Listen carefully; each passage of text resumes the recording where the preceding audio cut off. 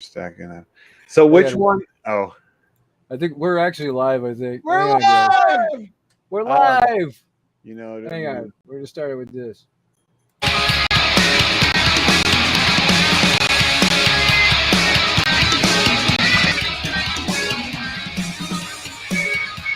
All right, sing it.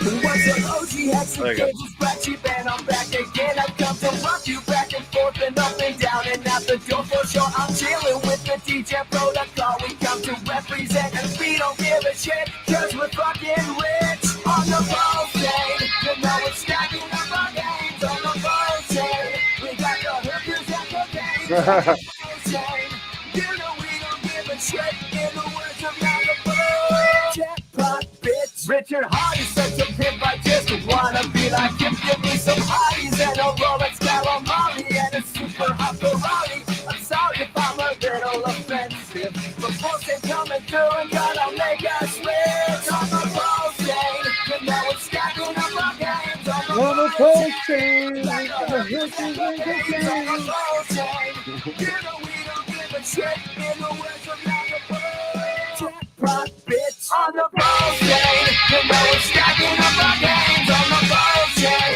we got the hookers and cocaine. On the ball chain, you know we don't give a shit. In the words of Malibu, jackpot, bitch. You just got to get rid of that Richard Hart verse. That's the only thing that kills it all. No, I wrote that one just for you. Right? You should have been like, you should have said it. This next one is for Shane. Richard Hart, I want to suck his dick. No shit. And then people will be like, who's Shane? You'll be like, one of my co-hosts and business partners that is a fucking idiot. And I'll be like, or he's an idiot. We did it backwards today. We'll do the.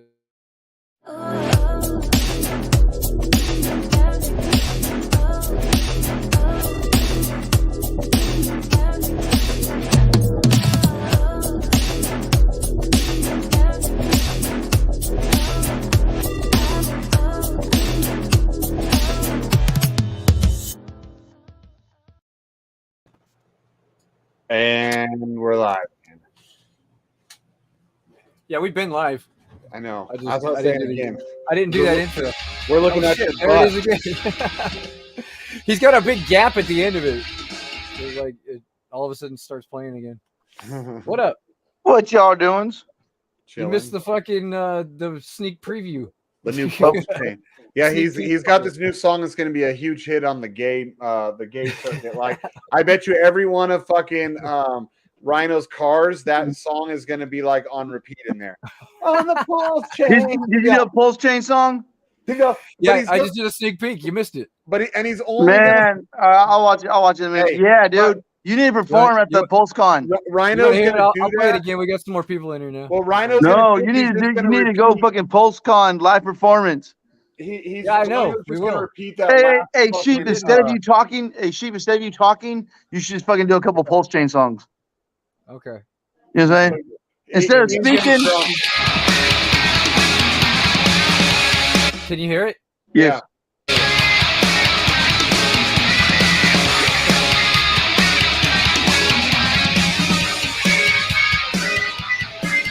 What's up, OG? Hexy cables, BlackSheep, and I'm back again. I've come to rock you back and forth and up and down and out the door for sure. I'm chilling with the DJ protocol. We come to represent and we don't give a shit, cause we're fucking rich. On the ball chain, you know we're stacking up our games. On the ball chain, we got the hookers and cocaine. On the ball chain, you know we don't. The last verse is gay, though. The next one.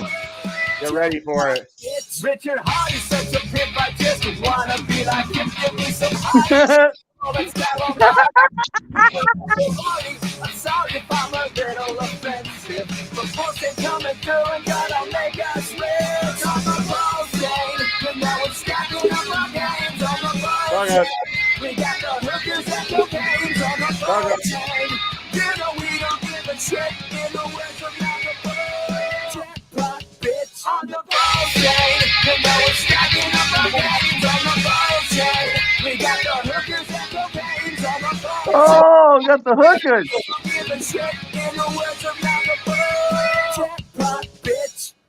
I'll hang out with Black Sheep in Vegas. See that Richard Hart Right. part?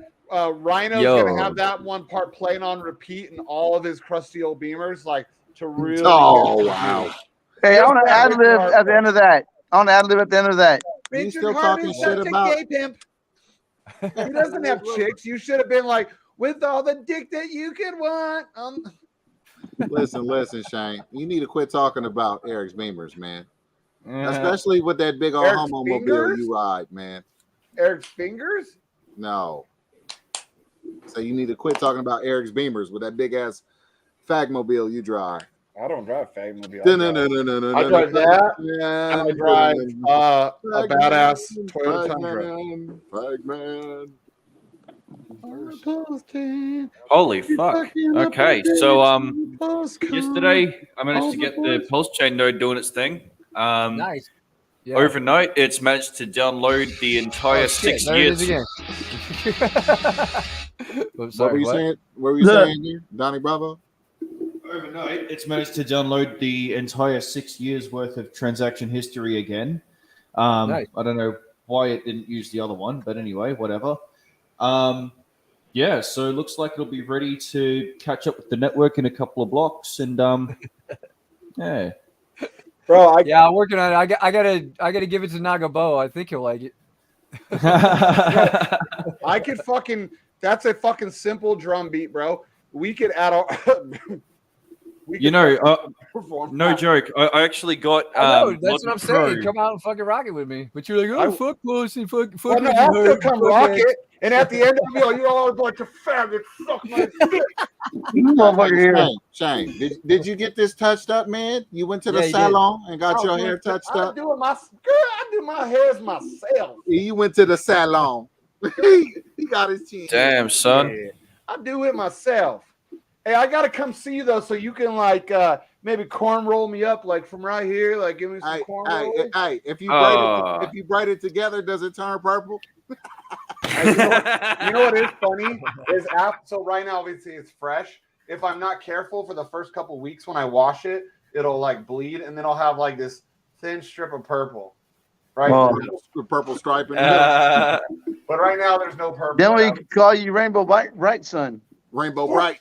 Yeah. No, I only have two colors. Or Well, red, the white, purple will be blue, three. America. Well, yeah, you're America right now, baby. Red, white, and blue, buddy. Yeah. Red, red, white, and blue. God bless America. That's America. On the pulse chain. If you were USA. just a little more gay, Shane, it would be USA. blue and yellow. You'd be like, oh, on the Ukraine. pulse chain. We'll be sucking Richard's dick on the pulse chain. Pounding in this Ferrari. Wow. You While just make eating everything his sound calamari. Yeah. Hey, I jumped off yesterday. They're talking about how to stretch out assholes and shit. Like, okay, bro. Whoa. Okay, bro, I gotta go. I gotta go. I'm I gotta out. go. Man's talking about how to properly stretch an asshole, and they are a doctor, so technically you can consider it medical advice. Like, yeah, I'm gonna let y'all go and shit. Yo, that was kind of awkward. Even I was like, So you're doing the remix of the remix because that's actually a remix that my friend did to clean up the mix that I had. And then yeah, I can't wait to hear what you do. We'll fucking Oh shit! he'll turn it into a fucking. He'll turn it into like a. He'll turn it into a funk step track. You watch. A real homosexual song. It'll be. That's what I'm hoping. Something crazy. Mamma Mia's gonna turn it into a funk step track. You watch. Yeah, That's his signature. it's gonna beat, be the whole funk called step pulling thing. Shane's chain. And By the then end of this, it's gonna be called. fucking, on the pulse chain. We'll No, be fucking it's gonna be called pulling Shane's chain. It's gonna show Shane like in a fucking all leather suit, all fucking, you know what I'm saying? Walk around like a dog. They still working on it. Man. I'm gonna start. I'll start cutting a video for it eventually. Get that rocket. I gotta go get my green screen back out of the storage unit. Right. Well, just come over to my house. Look, you could. Yeah. I'm only like 7 hours away. We got a whole room here. We could do Yeah, fucking karate kicks and shit in here with. Storage unit shit. a block away. Oh It's god, just- it's an episode of Step Brothers. Yeah, that's what I'm saying, dude. There's so much room to do activities in here. Like for real. They'll be building bunk beds in a minute. Bro, we're not using my hockey stick because I got an expensive one. But we'll buy some 2x4s. Yeah, well, before you sign up to be Shane's roommate there, Chris, you might want to talk to Eric first and find out. Nope, he didn't ask her. I've already heard the stories. Oh, okay, yeah. All right. He's like, now. Yeah. Yeah, right. I was never this weird and awkward when we lived together. I always sleep on my back, dick up. Dick up. I'm not this awkward in person, like Sheep knows. I don't fucking run around talking about dick and balls all day, just on here. Uh-huh. It's like my persona because on and here on Telegram. Yeah. Well, it's the same group of people. Because here I get to be in this world, I get to be totally different than what I am in the real world. Yeah, you see that red and thank you. blue chin here. I I just, yeah, it Oh should, my it should God. air in the next couple days. Yeah. Over there What is on, that? What was this That's interview his thing? here. Nowadays. Freedom. That's his chin here. I shit you the fuck not. That's his chin here. Who blood on it? Well, we know who didn't piss on it. Oh. All right. You got me, didn't you? Yeah, that's attached. That's growing out of me. So it blood half on you, and the Smurf fucking pissed on the other half of you. Yeah, well, this was Papa Smurf, and this was Smurfette. Okay. Yeah. You guys figure it out. And she was on her period. Oh, okay. All right. And he's sucking something. Oh my God, I'm done. And he's sucking something. I didn't say that. Papa Smurf was clearly a predator. No, my little Smurflings. He was That a is predator. gay. I'm not even gonna call Paula Smurf gay, a predator. That's fucked up. And there was only one female Smurf. No, there was That two. was a They had horror. that younger one too. A baby one or whatever. Yeah, Smurfette. yeah. Who was the Well, other? Smurfette was the only one I could think of. Yeah, there's well, she's the only one I can think of too. Then that younger one. I don't A remember girl? the younger one. They had Yeah, two- Paula two- Smurf got two- Smurfette pregnant. They had a black-haired Smurfette. She was the evil. No, she was Smurfette. evil though. Yeah. I guess she was Evil evil. I guess they're all evil. Smurfs are evil. The little blue demon creatures. I'm a little blue creature. I heard. I heard. Blue waffle. Thanks, guys. Oh. Nasty. Blue waffle. That's some nasty shit. The blue waffle. Yeah, the blue waffle. Oh yeah, remember Wait, you ain't never seen no blue waffle before? when Sheep first got his green screen? I think that was one of his first ones ever. Yeah, I think I still got that somewhere. The Smurfette. See that guy right there? He was a guy from one of my Love After Lockup There's shows. Stone. Johnny Blaze. Oh, this guy's name is Sean. Oh, okay. Can I have that chocolate sausage? Oh shit, up 20% string. That's nice. Yeah, just right here with you. No. Fuck you. Fucking. Yeah, because cabbage hands like you can't ever hold anything long enough. Dude, I just got him. What the fuck you saying? I can't hold shit. You sold them already, ENJ? Sold them already. Sold them and got piglets. You believe me? Nah. Yeah, I was gonna say you some dumb motherfuckers. Think I bought some piglets. Who got piglets? I don't know. You're so drunk we can't even barely understand you. Turn on Oh your my bad. camera. I'll jump off. No, we want to see how drunk you are too. Turn your camera on. We want to see the wreck. Mm-mm. I'm No. cool, bro. Come on, we want to see you all. I'm like good, tiny- dude. I got you know what? Dos Equis and Modelo's, and I got Hold on. Peach Crown. Today's Thursday. Yeah. Thursday's drinking day. No, it's Freaking Wednesday. day, Drinking day. It's Wednesday here. There it is. It's Wednesday. Shane plays You got the Biker blue Boys on waffle in the Thursdays. background. Yeah. Thursday's Blue drinking waffle. day because Ain't you guys are most blueberry. active during the week. Yeah, Shane plays Biker Boys on Thursdays. I guess it still works without the green screen. Yeah, it does. Work- that's good. Yeah, you'll notice some anomalies around your Oh, body. your chair a little bit, but besides Yeah. that, it don't look that bad. That actually looks real good for not having a green screen up. Huh. That's what it does. All right, I'm gonna jump off. They got the music outside and shit, so every time they open the door, I don't want fucking, you know what I'm saying? It's come on, cheap show.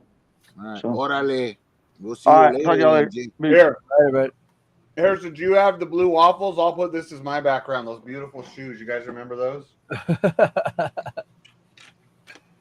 What do you got? Oh yeah. Yeah. Hey, it's fun.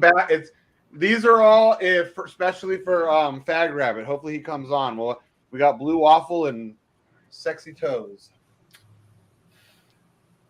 Look at those things. Those are beauties, man. Look at that. Cute. Man. They're cute. I still want to find these high heels and buy them for Jennifer and make her wear them when we see Fag Rabbit in Vegas. He would freak out. Now, can you imagine some hot chick walking around with those on her feet? Yeah, they would be a disgusting head turner. I love it. Oh, I'd be like, okay, Jen, you take them off now. Fag Rabbit's gone. He would start puking profusely. Bleh, bleh. Right? I'd be like, right away, I would just be like, I think I won the trolling wars, sir. Damn, I'm down like 50% on This was fun. Look, there's little Ian J. There's little Uncle Fester. Aw, look at What's my that. camera? What the fuck just happened? I remember you having that one when I was Can shredding. you guys hear me? Yeah. we can hear you. Can you Yeah, see we can me? hear you. Yeah, we can see you. Yep. Oh, okay. I can't see myself for some reason. No, you got that background? Yeah. It's just spinning. Yeah, it's working. That's weird. Yeah, it's probably. Hey, look, where did little drunken Uncle Fester go? He's right here with me. He Where'd left. he go? Left. Does anybody know who that is? Huh? What's up? Who was that? That Over there? Homo? Yeah. Don't say his name. He probably don't want to be doxxed.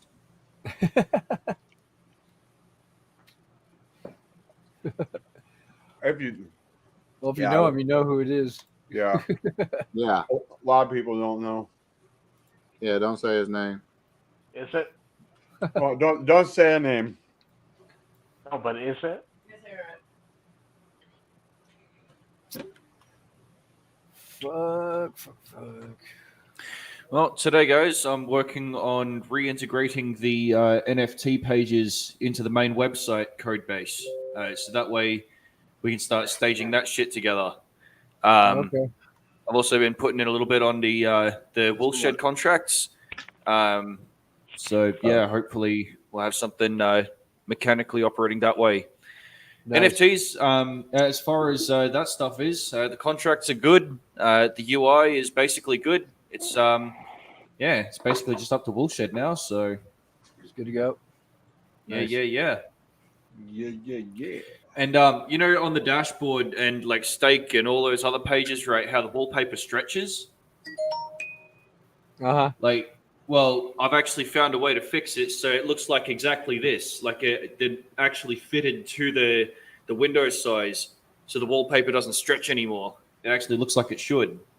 That'll be coming to all the pages shortly. It's just a thing about keeping it neat and tidy, you know, looking Toity. Yeah. Neat and toity. Yeah, that's it. Toity, mate. Ah.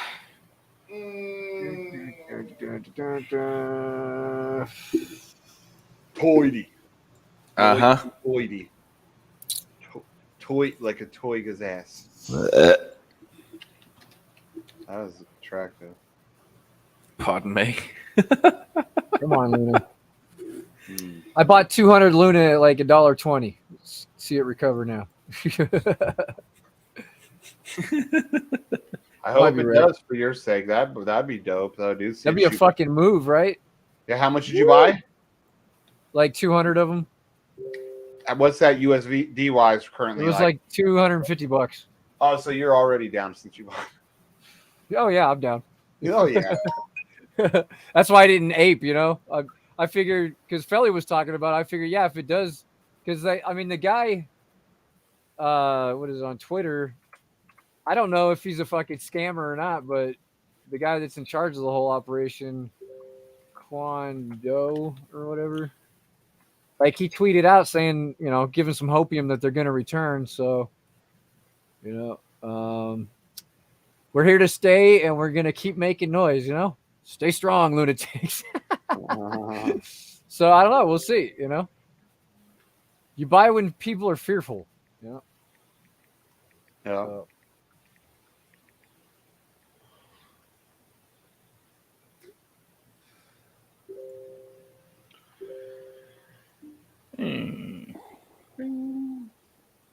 Yeah, I don't know, man. No clue. All I know is that shit's fucked. I was fucking stoner. It's not cat wrong. movie. Everybody loves chicken. I told this dude it was gonna dump, and did it dump? Fucking dumped. I was like, yeah, just be careful, man, because the last one I got into did the same, did exactly what I described it about right here. He's like, get in, man, it's going to the moon. I'm like, yeah. Okay. Good luck with that. How's he doing today, I wonder? Hope he took his profit. What was I looking at? Oh, yeah, good old Trunk stable coin looking like Luna right now. Yo, what? UST. Jesus. UST. That's You've got to be fucking kidding. What's it down to? What the 6.9? 69 cents, yeah. That's fucked. What is that, Luna? Yep. So much for fucking Trump. 25 Oh, cents. Trump. Woo! Jesus Yeah. fuck. See, now that almost actually pisses me off. That again is another instance of the rules changing well after someone's in place. I mean, I'll tell you, and I'll put it out there. I only got into Stampede as hard as I did because of the 75% BUSD backing. Yeah, that's what I did too. Frankly, that actually pisses me off that the rules have now changed. Supposedly, That's how I taught my 100% wife into it. I'm like, Wow. oh, it's totally safe. Like 75% is backed up. Yeah, exactly. That's exactly the way that I got my family involved. Like, I got a family member who's currently looking at it like, well, what the fuck, right? I know. That was the one, dude. When I was in fucking Oregon, because I've got. So I don't know, man. I got to admit, I'm less than impressed, but. I'm not impressed with what Bank Teller said today too. Like he said that. Oh, in our private shit. No, in his fucking interview he did. He said that it's the community's responsibility to maintain the peg of Trunk. I didn't know he said that. Fuck publicly. off. I thought that was something he said privately amongst like us when we were talking. No, he said it live, and people automatically started blowing up like right away. I just closed out the interview. I was like, I was done hearing that shit. Yeah. Like, it just Whatever, I got my own interview to go do. Get fucked. That's so fucking. It sucks because that shit all happened in those few days I was up in Portland. Well, I was staying with my uncle who's like a multimillionaire, and I was going to actually use before I left that night, the day that it happened. That night was my last night there.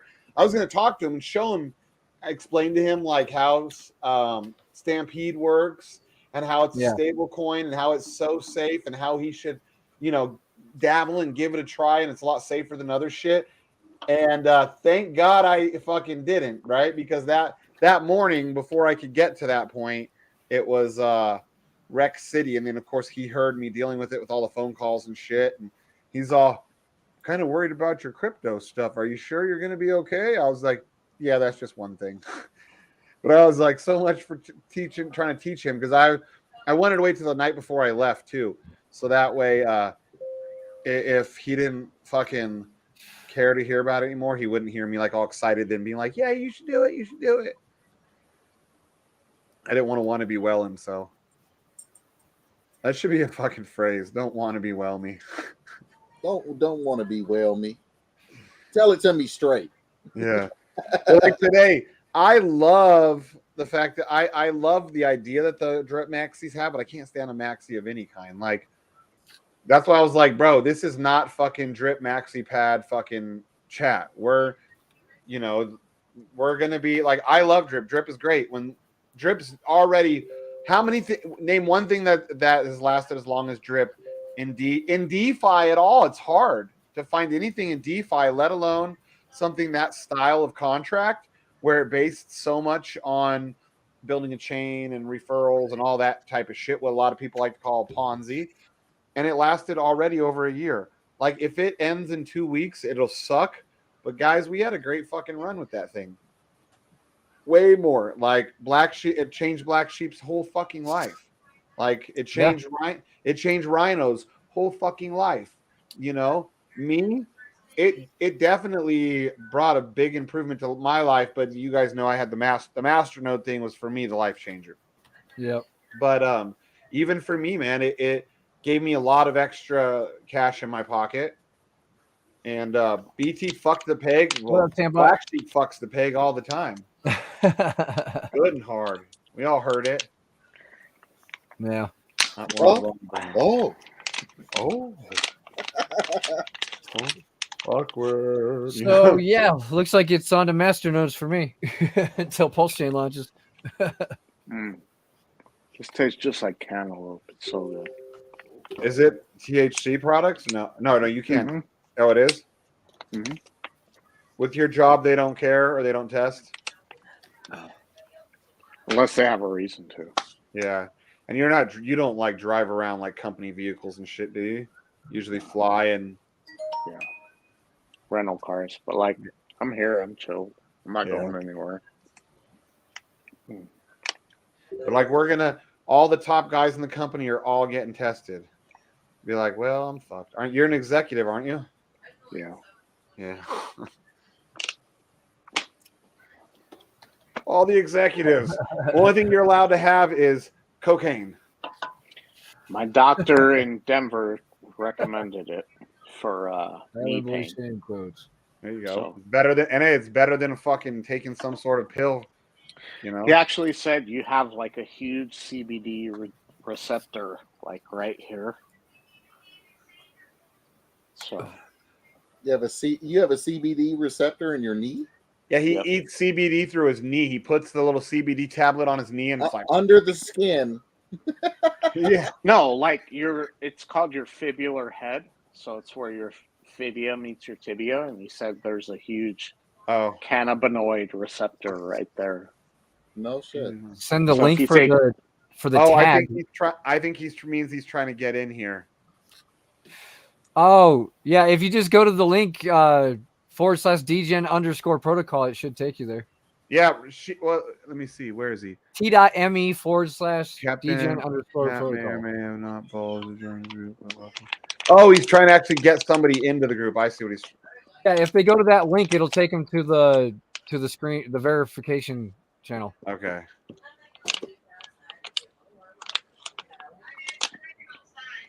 I bought 2 of these, and I bought some tablets too. I've never done the tablets, but they said it was like fast acting. So we'll see. Oh, you guys check this out. Watch this. I'm not done with. Look, still got to dye the hair. Look how bald I look for you, Morpheus. I meant to do that for you. You're gonna bleach it full blown Jean-Luc Picard? Is that? Well, no, I still gotta dye it, but I need Jenny's help for that part. But I figured it'd make me look extra bald, and you'd get a kick out of that. It does, yes, and it's not bad at all. I got more hair than you think. It's just fucking look, it's blonde there right now. We still need to get you some hair plugs, but. Oh, I know, man. Either that or I'm gonna get a yarmulke tattooed eventually. Like once I'm actually bald. A yarmulke tattoo. Yeah, and then I'm gonna do like, you know how like trees, they get more and more rings, right, as they get older. Well, as my fucking hair recedes, right, more and more, I just get another like little ring around the yarmulke added, and then eventually I'll have a full blown fucking yarmulke, bro. Different patterns and shit. Yeah, exactly. You got it. Okay. And I'll be like, this is when I lost more hair. This is when I had another grandkid. This is when this happened. Oh, and then they'll be like, wait, what's all that hair that you grew back? That was the day that I fucked Huddle X up and proved he was a bitch. Grew a little back, just bink, man. And then it was gone again.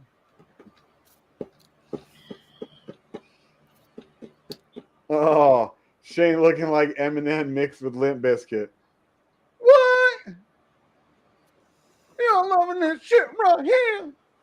Have you seen Fred Durst lately? He looks like a He's like an Old man. old guy. Yeah, he he's is like old, an bro. old guy. Old dude You got to now. think. Okay, how old are all of us, dude? Like, Yeah. aren't you around my age, dude? I'm 40. I'm 40.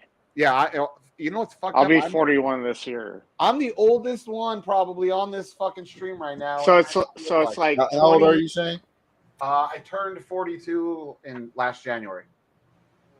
So aren't you the same It's age? like but a little bit don't younger? think it, but then it's like, Yeah, I okay, turned when was 42 in December. this get popular? 20 years ago? Oh, they were popular in Yeah. 98 is when they really started Yeah, coming big. 24 years ago. So it's like, okay, well, if he was 24, he'd be 48 now. Yeah. I Oh, mean, he is it's something like- like that. He's around 50. Yeah, he's like in his 50s. Yeah, because I mean, But it's Fuck. just funny to see, like, you remember, like, the shave head blonde guy with, like, the backwards hat? Now he's got all this gray hair and, like, fucking aviators. And he's still rocking it. I haven't been able to listen to them since about 2002 because Fred Durst is a complete douchebag, piece of shit, faggot motherfucker. They actually didn't play Vegas How you really for feel. over, I think it was like 20 years or something, 18 or 20 years. Vegas would not allow them to play because what Really? they kept doing is they would book these shows at Thomas and Mack, and the same night they'd book the final straw. They did this like 3 times. The final straw was they booked a show at Thomas and Mack, which is the big place in Vegas, and then they booked another show the same night at was Arco Arena in Sacramento. This was like 2002. So what they wanted to do was see who sold out more tickets for that Yeah, same day, and that's where they would go. and that's where they went. So Vegas, they did this to Vegas 3 fucking times in a row, and so Vegas they only sold out the floor level in those that first weekend that they were for sale. Arco Arena sold out. I don't know if it sold out the whole arena or most of it. So instead of saying, okay, well, we're going to play Vegas maybe the night before, the night out, you know what I mean? Work it in where they play Vegas, but it's not as important. No, they said, okay, fuck Vegas. They canceled all their tickets. Everybody had to get their money back. It was a huge show. It had like Papa Roach, Eminem, them. I think it was like Busta Rhymes. It was like all Really? these big, all That's these big. rock and rappers of the time. And Limp Bizkit was the fucking headliners because they're the ones that their style of music kind of brought those two, groups of bands together. And so you had like all these fucking groups that you would never think would normally play together. Huge show. They did that to Vegas. So then after that in Vegas, the radio stations wouldn't even play them for years and years. And they used to have this song on it. It was 107.5. It was like the Beverly Hillbillies, but he says, one taste about a guy named Fred, and they made fun of it, and they were talking shit about how he kept doing this to Vegas.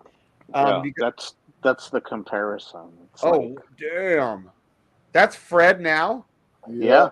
Wow, And he he looks even older than when I last saw him. He looks older, Yeah. and way more gay. Look at him.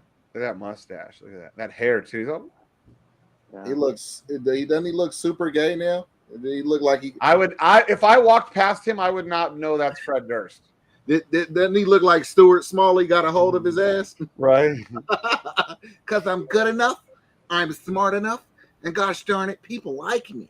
Who are you? Fred Durst. I'm Fred Durst. Fred Durst. What? You mean Fred Durst? Like, we're gonna go for the nookie. Oh, that's me. That's me. Yeah. He was, but he was a fucking punk too. Like I don't think I ever met him. No, but everybody I know that did meet him, like that were other musicians or people like that worked in nightclubs when they used to come through Vegas. Everybody says he's a complete fucking piece of shit prick, that he was never cool. You usually have that one guy that's like, oh no, he was always cool whenever they came around, and everyone else doesn't like somebody. But Fred Durst was one of those ones that, like, I never met anybody that said he was a fucking cool dude. There was a band who Taproot. else is like that? Who? Nicholas Gene Cage. Simmons. Nicholas Cage. See, Nicholas Cage lived in Vegas, and I had a buddy that lived in his neighborhood, and Nicholas Cage was the nicest neighbor in the neighborhood. He used to tell me, he said, come by my house if Nicholas Cage is home, and he told me where he lived. He's like, drive by. I never did, and I probably did once or twice, but I never saw him. But their backyards were like kitty corner. He was a private pilot, so he, big rich dude. but back they like kitty cornered his backyards, and he was like, dude, Nicolas Cage is fucking out there washing his own cars, watering the lawn, whatever, doing his yard work. And when anybody drives by or walks by, he stops and he's like waving at him. Chris Angel also lived in their neighborhood, and nobody liked him, of course, because he's a douchebag. Yeah.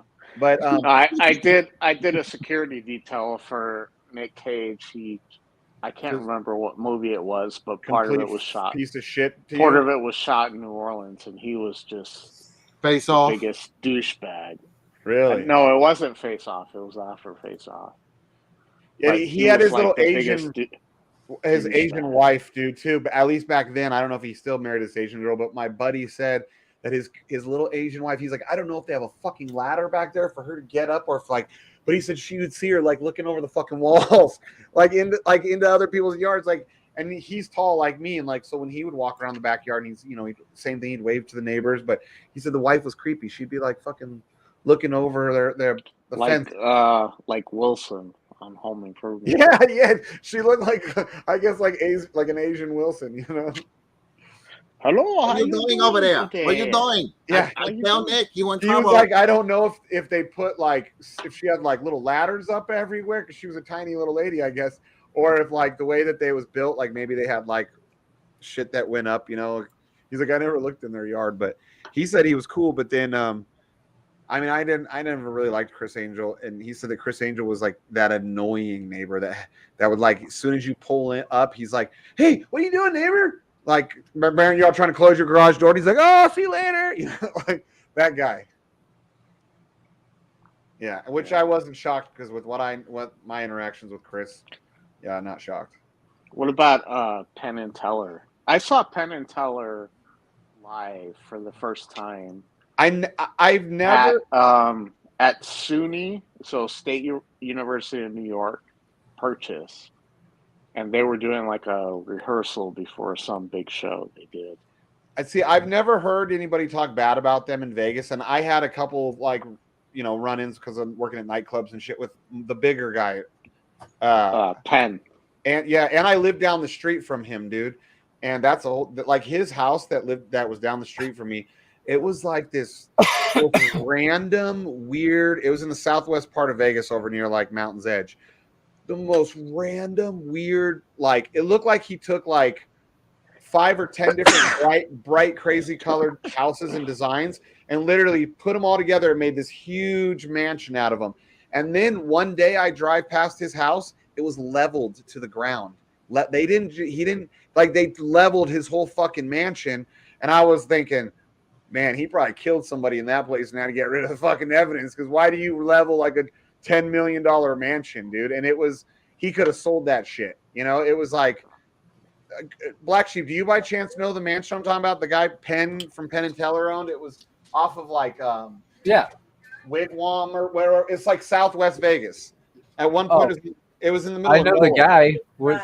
You talking about his house or something? Yeah, you could probably look it up and see. It was so crazy. And then all of a sudden one day they just tear down the whole fucking thing. No for sale sign beforehand, nothing.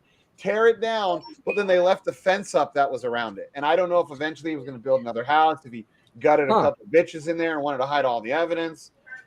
Right. Let me see if I can find it.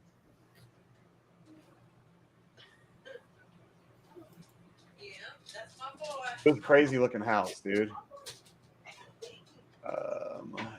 What the fuck is his name? What's his full name? Something Penn? Penn. Yeah, that's why I put Penn's House, Las Vegas, and it's just show me penthouses. Here it is. Penn and Teller House. Just look up Penn and Teller House, Las Vegas.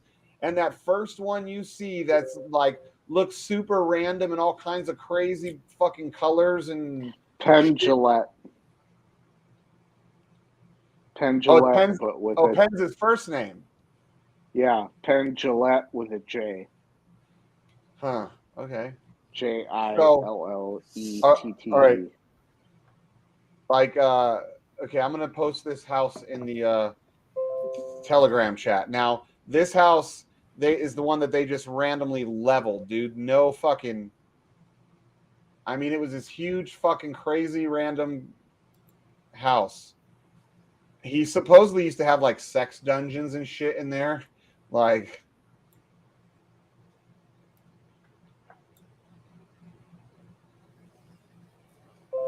And the house stood out a lot because it was like, I mean, look at it. It's so random, and it looks like you shoved a bunch of like tropical or third world country buildings. You know, with the colors schemes he uses. Gilead. Yeah. But yeah, that was his house, and he just leveled it. But I never heard anyone talk bad about him. I met him a couple times. He was, he always did shit in Vegas. He's a huge dude too. You met him before, Black Sheep? Penn? From Penn and Teller? I think I might have seen him around. Yeah, he would be around town a lot. He didn't hide. He was huge, dude. Huge. Yeah, like, I know. Wasn't he like 7 foot? Wasn't he some ridiculous height? Big. He's Like, taller than you.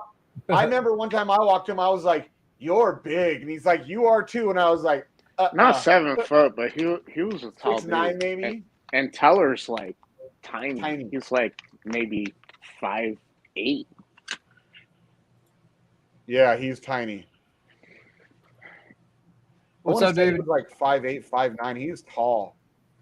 Oh, 6. Oh, I mean 5. The 6'6" is Penn. Okay. Oh wow, he's lost a lot of fucking weight. Holy shit. Wow, a lot of weight. You know who else is a douchebag? Is Carrot Top. See, and that's again another one that I had a lot of interactions with that was fucking amazing every time.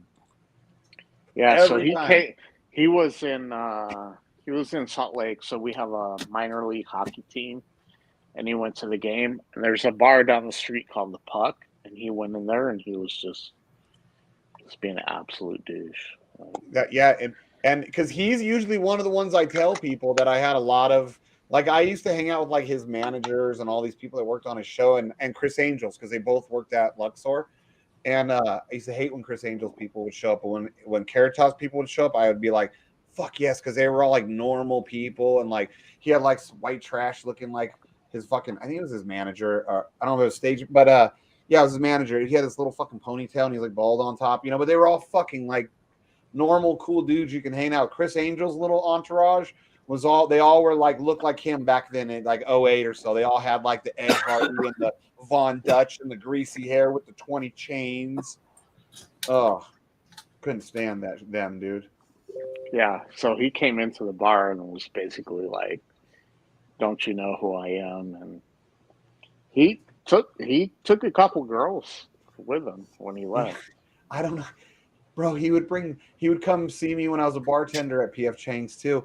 And he would just come in, he'd quiet, have a couple drinks, maybe eat a little bit. He would bring in these fucking gorgeous women. And I'm like, it's because he's Carrot Top. Like, that's the only reason. Because, I mean, Carrot Top jacked. He knew he was ugly. Jacked. He would make jokes about how ugly he was. And that's why he had to get jacked up. Like, and because if like you watch his old shit and then like his more recent stuff, it's like, okay, we know you got plastic surgery and we know you're jacked. Like, yeah, dude, there was one time I was at a party, like, Black Sheep knows at least one of the people that for sure that was there. He probably knows all of them. Bless you. Where our buddy Mark Hornsby and a couple other people, they were all having this party and they were like, come over. I walk into the kitchen and there was fucking Carrot Top and Vinnie Paul, the drummer from Pantera, in the kitchen together, like. And I walked in. I wasn't expecting it. I just thought it was going to be like Mark Hornsby and like some local musician. Some of them are, some are bigger than others, but I just thought that's all it would be. Oh, and then I walk in, and I was like, "What the fuck? What just fucking happened here?" Like Carrot Top and fucking Vinny. I mean, I've met them both a billion times. Vegas Propane. What's up, brother? How you doing? Yeah, I haven't had to order gas in a while. Not related to now that it's heating up, you don't have to order propane so often. Oh, that's your propane guy? Yeah, that's my propane guy. Nice. Someone says me and Clover could be related, but yeah, you're like you're like a smaller, not so athletic version. No, I'm not related. I don't have any brothers or sisters. Like, how tall are you, Johnny? I'm 5'11". Oh yeah, see, Clover's like is taller than me. He's like 6'5", 6'6". He played in the NFL too, so that's why. Oh, did he? Yeah, you and Clover. Yeah, you guys could really be like twins. The movie. He's Arnold. You're Danny. Oh, thanks. Well, I'm you're the smaller one. You gotta be. I'm the short, dumpy fuck. Yeah. Well, compared to Clover, you are. Yeah, Clover's one of the only guys in. I'm 5'11", and that's tall considering like my parents were like 5'6" and 5'5". Like I'm way taller than my dad. My dad was only like 5'11". I'm tall, but my 6-year-old daughter, she's like up to here already. She's already like taller than you. She's the size of an 8-year-old. And my twins are like almost to head level. They're gonna be tall too. Dude, my youngest daughter, who's 18, she's probably like 5'10", 5'11". Without her, she likes to wear fucking big old platforms to make her like my height. And I'm like, why? Well, my ex-wife was 6 foot, so she was taller than me. And then my wife's brothers, they're all like 6 foot something. Dude, they told me like they thought my son was gonna be like 6'7" was their estimate, and so he knew that, and he's like a teenager. He's like, you wait till I'm bigger than you, I'm gonna beat you up, and I'd be like, good luck, kid. And I don't even think he's hit 6 foot. He's 20. I think he might only be like 5'11". And actually, last time I did ask him, I'm like, how tall are you? About a year ago, he's like, oh, I don't know, maybe 5'10", 5'11". I said, what happened to that 6'7" so you can kick my ass? He's like, I guess doctors were wrong. Like, yeah. Guess you were wrong all those years warning me. Now I'm gonna kick your ass. Yeah, because I'm 6'4" and his mom's like 5'9", 5'10", and my kid, him and my youngest one my daughter that is huge. They were like in the top 90 like something percentile in height. That's how my daughter is. It's funny though because I'm like 5'10" and a half technically, but my wife's like 5'5". So it makes you feel big. And my daughter's like already 5 foot and she's 6. Yeah. Shane, you're 6'4". That's crazy. Yeah, I wish I was 6'7", dude. Why? Because, dude, when I was short and fat growing up, I used to say, I wish I could be 6'4" because it seemed like a giant. And then when I became 6'4", I was like, fuck, I should have wished for 6'7". I'm 6'2". There's not a lot of people taller than me, but there's a couple. Yeah. Well, like in this group, the only people that are somewhat regular that I know for sure taller than me is Clover and Pineapple. Pineapple, which I just found out is 6'6", but wow. I'm like, he's a brother, so I mean, it's not like that rare for a brother to be that tall. Usually, if anyone's taller than me, it's like black dudes or an occasional cowboy. An occasional cowboy. Yeah. Yeah, for some reason, cowboys are either tiny as fuck or big as fuck, it seems like. And either way, they're tough as fuck. Or trannies. That's the other thing. Why do guys that are like over... 90% of trannies are over 6 foot tall before they put on fucking heels? They're like, you know what? I think I'm a girl. No, you're a fucking weird. Man. Isn't it though? That's like a weird little thing that most trannies are that tall. It is. It's like one of the number of ways you know a dude's, trying to be a woman or a dude. Yeah. It's one of, I don't know what the correct nomenclature or whatever. Yeah. But yeah, a really tall woman with a big Adam's apple probably ain't no woman. Yeah. Dude. There's Morpheus in Sheep Nose place where it was. It's called the Las Vegas Lounge. Well, I didn't know what it was. Thank God I got warned. But we were doing this show in this complex where the Las Vegas Lounge was at. So the security was like, stay away from that bar. It's a tranny bar. If you guys want to get a drink, there's like right around the corner the other way. There's a little sports bar. Go over there. Or you can go to the little Chinese ones like a little further in that where this is like Chinese mafia part of fucking Vegas. And so we're all like, okay, cool. So our bass player wasn't there for that speech. He shows up later. Some fucking tall, what looked like maybe an attractive chick, but we already all knew. Tall chick walks by him and is all, hey, you're cute or something like that. Or I like your hair, something. Flirted with him. And he was all, yeah. And his wife was like 6 foot tall, like 6'2", pretty girl, pretty blonde girl. That's how we met him. I worked with her at PF Chang's. And So we knew he liked tall girls. He was like, yeah, did you guys see that, man? We're like, hey, why don't you go in the bar, buy her a drink, and ask her if she wants to come watch our show, right? So he's all right, cool, I'll do that. We're like, we'll watch your bass, bro. Go on. He walks into the Las Vegas lounge, smiling with a little strut. He comes back down within 20, 30 seconds with his fucking head down, walking real fast. I'd never seen that guy like pissed off, and that was the most pissed I ever seen him. He goes, you guys fucking knew, didn't you? We were like, oh!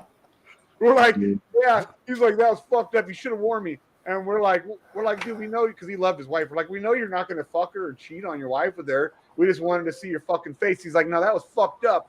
Because like we seen dudes walking, and they were like dudes with beards that were wearing like Daisy Duke booty shorts and like Ugg boots. Like, and everybody was like, what? Go in there and look. No, you go in there and look. Like, I'm not going in there. You. No one would go in there. And then he's like, so that's how I learned what the Las Vegas Lounge was. Never made the mistake of going in there. But yeah, he came walking out quick with his head down. You guys fucking knew. And at that point, once he said you guys knew, we were like, we even told security, we embarrassed him. Like when we walked in, we're like, hey, this is our bass player. He went over into that Las Vegas Lounge following some hot tall chick, and then they were laughing. They're like, oh, what did you see in there? He's like, fuck you guys. Like, oh, it was good times. Good times.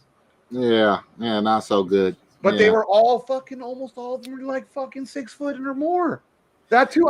They were tall as shit. Yeah, no. I when I worked for that gaming technology company, I had to go in there and fix the system down once. It was not fun.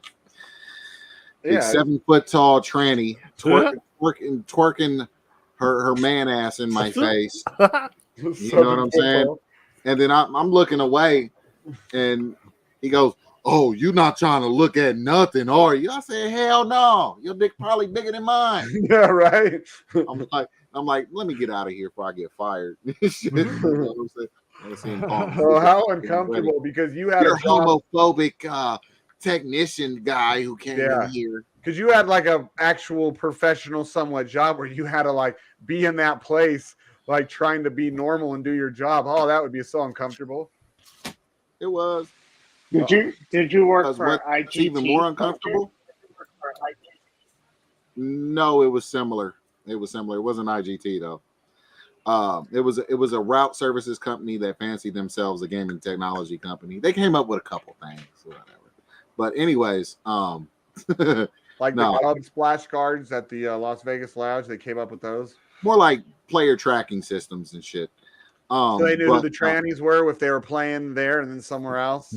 Yeah, like it was a big player tracking system. Like, let's put it this way: they had it all in all the 7-Elevens and shit and bars and casinos across. Yeah, but the first time you put your player information in at the Las Vegas Lounge in the system, you are a cocksucker for life.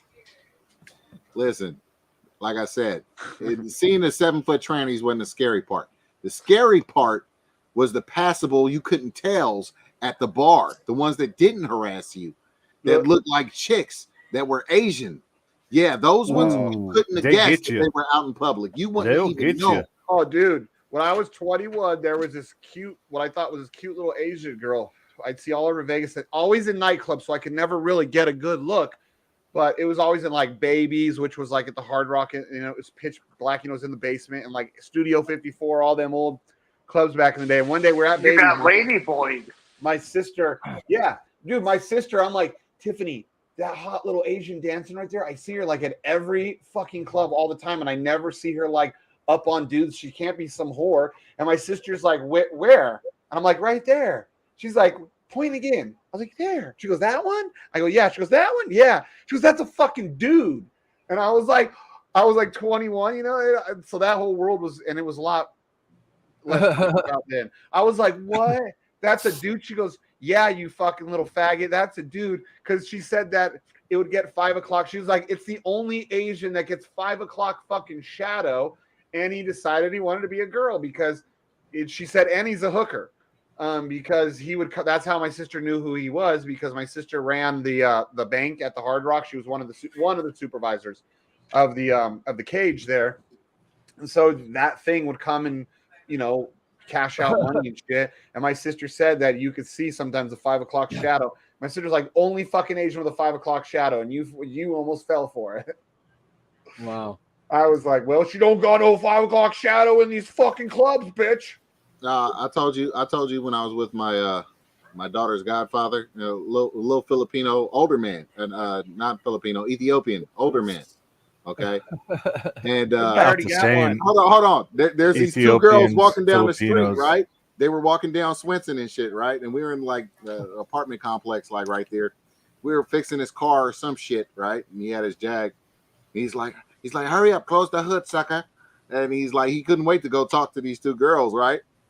And so we pull up on him. He goes, hey girl. You know, he's got his accent. Hey girl. And she looks over. She finally looks over after he was calling at her. She looks at him straight on. She goes, no hablo inglés. He goes, oh shit. Oh shit. Well, see, it's what's fucked up is like, it's way like there was a lot of them living amongst everybody like years ago, like when I thought that Asian was a real chick, but it was like, it wasn't like thrown in your face. So like when it did happen, you're like, what? That's a fucking dude. Now it's like you have to question, like, if a girl's too hot, is that a dude? Vegas is tranny land. You should be doing a dick check on every girl you meet. Every girl. So that's every girl. I never, apparently, like, I'm lucky, like, because I met Jen. It's been like 6.5 years over that I've been, almost 7 years that I've been with her. And so apparently after I got out of the whole like using apps dating shit in Vegas, like they got overran with trannies. This dude I was training when I worked for Cox Cable, he was on Plenty of Fish.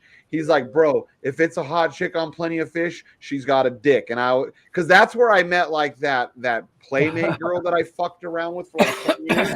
I met her on Plenty of Fish because there used to be like these gorgeous models and that were on there. He's like, not anymore, bro. And we'd be driving around. I'm training him, and he'd be like, check this one out. What do you think? I'm like, you already told me, so it's a dude. He's like, yep, dude, but look. And he'd be flipping through the pictures like, that's a fucking dude. He goes, wait, back, and he goes, look the information, the about, and he's like, go ahead, read it. And it'd be like, and then in the name it'd be like T.S. Barbie or something like. Oh no! You want to really mess up your day? Hey, listen. They got trannies that dance at the Spearmint Rhino, Sapphire. I've heard you don't that. know they're trannies because they tuck that shit. Yeah, there's a device called a gender bender. It's like a little thingy that. Oh, really? Yeah. So there's this. I only know that from Howard Stern, by the way. Sure. Cock and balls tucked in the butt. So there's this conservative tranny named Blair White. I don't know if you've ever heard of them, Morpheus. Blair White is like super conservative tranny. Actually, the first time I saw it, I thought it was just like a girl with a little too much stuff. Like it's not it looks like a girl. It's not ugly. It's fucking, but it doesn't deny what it is. But one time, Blair White actually talked about how she can wear a bathing suit, like a tiny bathing suit, and how nobody knows how they use like different layers of tape and stuff and how they tuck it in and shit. She like explained it all and was like, so you men that think, oh, well, if she's wearing a bathing suit, she has to be a real woman. At the end was like, look, and showing like the bottom of the bathing suit and was like, where is it? Perfectly flat. Yep, where is it? And because explain all the cock and balls is all up in the butthole. Yeah, they stuff it up back inside them and shit. Oh and my god, that hurts just to think about. I know. They like shove it all up in there and stuff. And it is, he said it is very, at first you got to get used to it. It's very painful and uncomfortable at first, but your body gets used to it. But it's not like they do it every day. They do it for like photo shoots. Cause that's why people were asking, well, when you do these certain photo shoots, how do you get past, you're still a dude. How do you get past that? And then, so that's when she had this whole, it was like a 10-minute video explaining it. And I was like, you make me feel like a natural woman. I know a tranny, kind of a good friend when I'm down in the Keys. He's very knowledgeable about sailboats and boats in general. I actually wrote a book about it. His name's Ed, and Man He turned dresses woman, like a woman. He's a very manly woman. He dresses like a woman, has long hair, has female, mannerisms. But it's like I don't even notice it, because this guy he's just trying to be him, and he's got some strange ideas about some things or whatever that we're not used to. But he's all right. But see, that's the we're difference. not used to. That's the difference because dudes trying to fake being a woman to trap other dudes is a thing. And he's weird as fuck. But he's not that kind of tranny. Yeah. This Then tranny Blair White talks against that too, Dudes cutting their there's some dudes that are just women in man's bodies and they gotta become a woman somehow. And they do it and they don't fuck with people. But then there's these fucking retard asshole piece of shit humans that are like, oh, I'm a woman, and then they go cause all this problems, and then they run people over, and then they're trying to trick dudes into fucking them and shit. Dude, that's put evil. It in my ass. Well, see, and that's why I would murder. I would be in jail. I would just. Yeah. I would just. And then it's a hate crime. I'm not going to tell anybody what to do. But if there was a suddenly penis situation. After tricking, I will rip it off with my bare hands. Oh, here, speaking of, look, here comes Felly. Here comes. Felly's like, what's up, everybody? Somebody what's say, up, Felly? You got any tranny stories, Felly?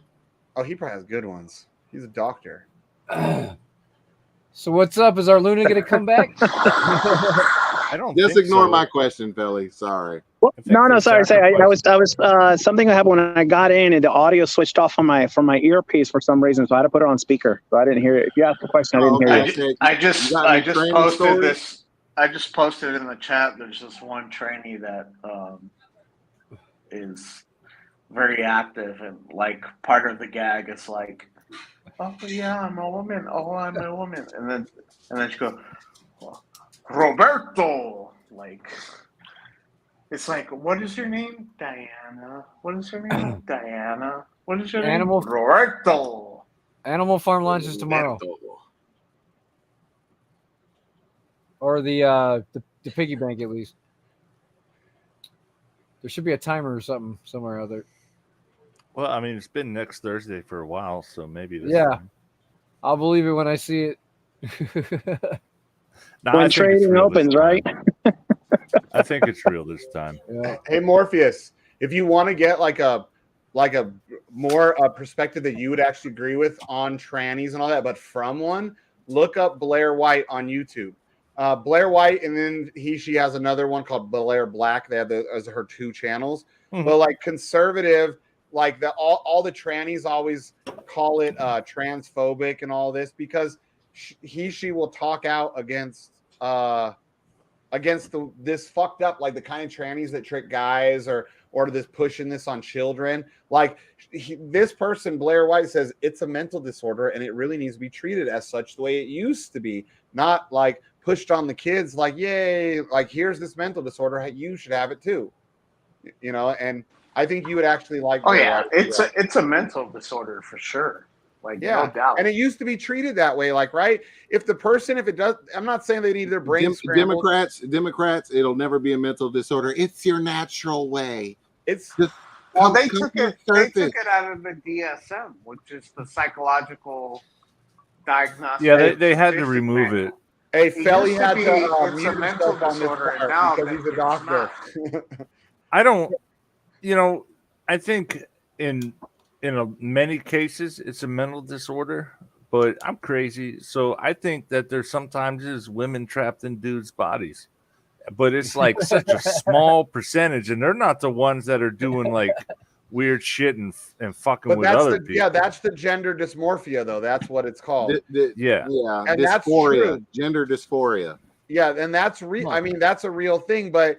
It is, but it's whether you want to call it a chemical imbalance or it's the way that they're born. Endocrine damage, buddy. Endocrine damage. Yeah, that would do it. I never thought about it in that way. Be careful out there, gentlemen. Really Be careful. into it. EDC, not the party in the desert. EDC, endocrine disrupting chemicals.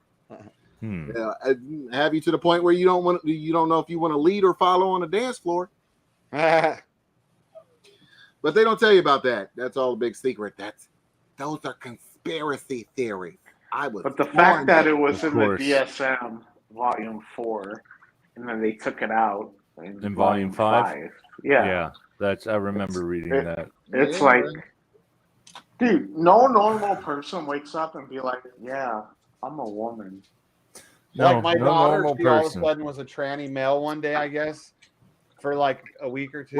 What about all those dudes who are stern alpha crazy males, and then they end up catching some endocrine damage, and then they want to go ahead and oopsie pinojo, you know? Is that what happened to that runner guy? Yeah, and you know what? He wants to transition back now. Did you hear about that? Kidding? You're fucking kidding me. Nope. Baby Bruce Jenner wants to transition back now. Oh yeah, I She did. said, of course she What? does. She knew. Yep. I didn't know. Yeah. Shit. Yeah, I heard that. Caitlin Didn't he chop his dick off? I don't think he actually did. I don't think so. No. I think that whole thing was a publicity stunt. I think he realized how much negative effect, because it was after he came out like that is when they pushed it really hard on the kids. That's when my daughter and all of a sudden her friends were all gay and tranny, like literally boom. And one of her little buddies, the little boy, he was gay. But then when he became in 9th grade, the parents let him start 9th grade as a girl. And I was like, okay, you can't hang out with him anymore. Not because there's anything wrong with him, but because his parents clearly are fucked. Like Shane will be singing about Vegemite next. Oh yeah, he just smiled and gave me a Vegemite sandwich. Yep. He come from a land down under. He gave me a Vegemite sandwich. So how are tokens doing? How's Sheep in comparison to Crow? He's trying to get away from that other conversation. I'll tell you what, my BUSD is holding nicely. Yeah. Sheep is under $4. Hey, Oh, Felly, I don't know. I get paid Can I ask Friday. you one I'm gonna thing? buy some cheap. Like, and you just one thing. I know you don't like talking about your work. So when they were talking about that volume 4, volume 5, the way that they view it differently. When you were going to school, did they teach you that was like a mental disorder that you, as opposed to now where it's just like a accepted thing? No, it was not. It was not. I mean, for me, look, I'll be honest with you. To me, you know, sometimes things are classified or overly classified, and you go by thing. And to me, it's always been about level of function. If you can do your level of function, if you know better than your baseline or stuff like that, or you know you're doing all the things according to your age, milestones, all the other things, and according to your beliefs with your family and people that love you the best, then to me, then you're good to go. You know, are you a psychologist? Yes. I'm a psychiatrist. Dude, a psychiatrist. That's badass, man. He can prescribe. That's why he was muted when we were killer talking about all that. He can't get into those conversations, dude. You know? And here you are in a group of loser fuckheads. A lot of dude. I think we're all mentally disturbed in one way. Felly, or I'm another. gonna need some lithium. Felly's the most fucked up one of the bunch. He's one of the only ones who can shut me up when I start making too many gay jokes. I'm like, hey, Felly. Fuck, Felly's here. What's up? I barely curse. I always speak very appropriately and very professionally. Oh, sure you do. Can you write me a script for some lithium there, Felly?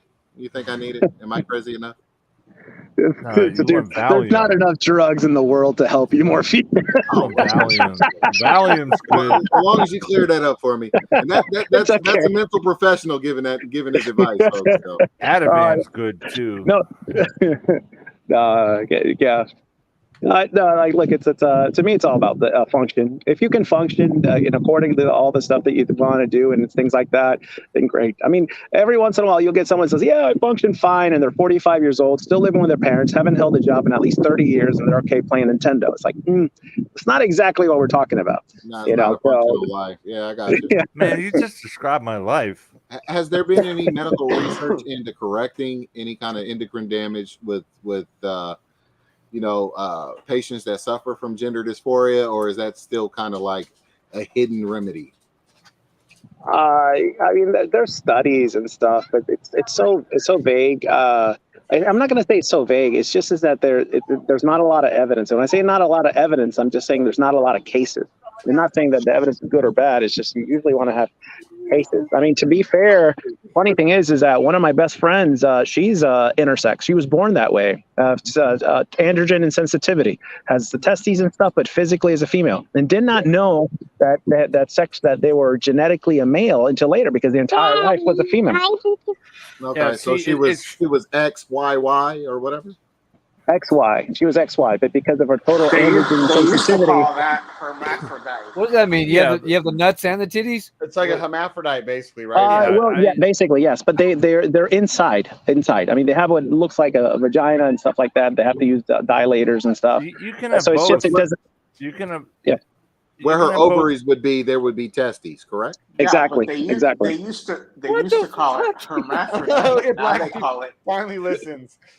No, they used to say, "Oh, you're a hermaphrodite." Now they say, "Oh, it's intersex." I mean, yeah, it's a rare genetic thing.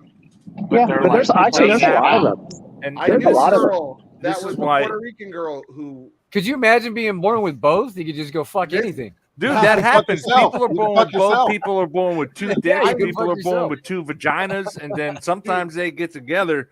You know, I knew a hot chick. I never saw Nice. it. I always was curious and wanted to ask what all was going on, but I didn't. But she was like this hot Puerto Rican girl in Vegas. But she would openly say like she was a product of incest. Like I don't remember if it was like an uncle and like all brother and sister, whatever. But what? Like she was a product of incest, and she was born. She would call herself a hermaphrodite. Like you look at her, she's girl. She's all girl, right? Pretty Puerto Rican girl. But she would straight up say, "No, I'm a hermaphrodite." And I always wanted to be like, "Do you really like have a legit dick?" But it's like weird because I didn't want her to think like I was interested. Like you really wanted to see it, Shane. Be No, honest. right? Well, part of me, yeah, there was that. So curiosity. if you're a hermaphrodite, can you literally go fuck yourself? yeah, I wanted to ask. yeah. that's No, there's what I trannies wanted to that ask. do that too. Okay, for me, you guys all know how I am. I don't have a Crypto filter. bones.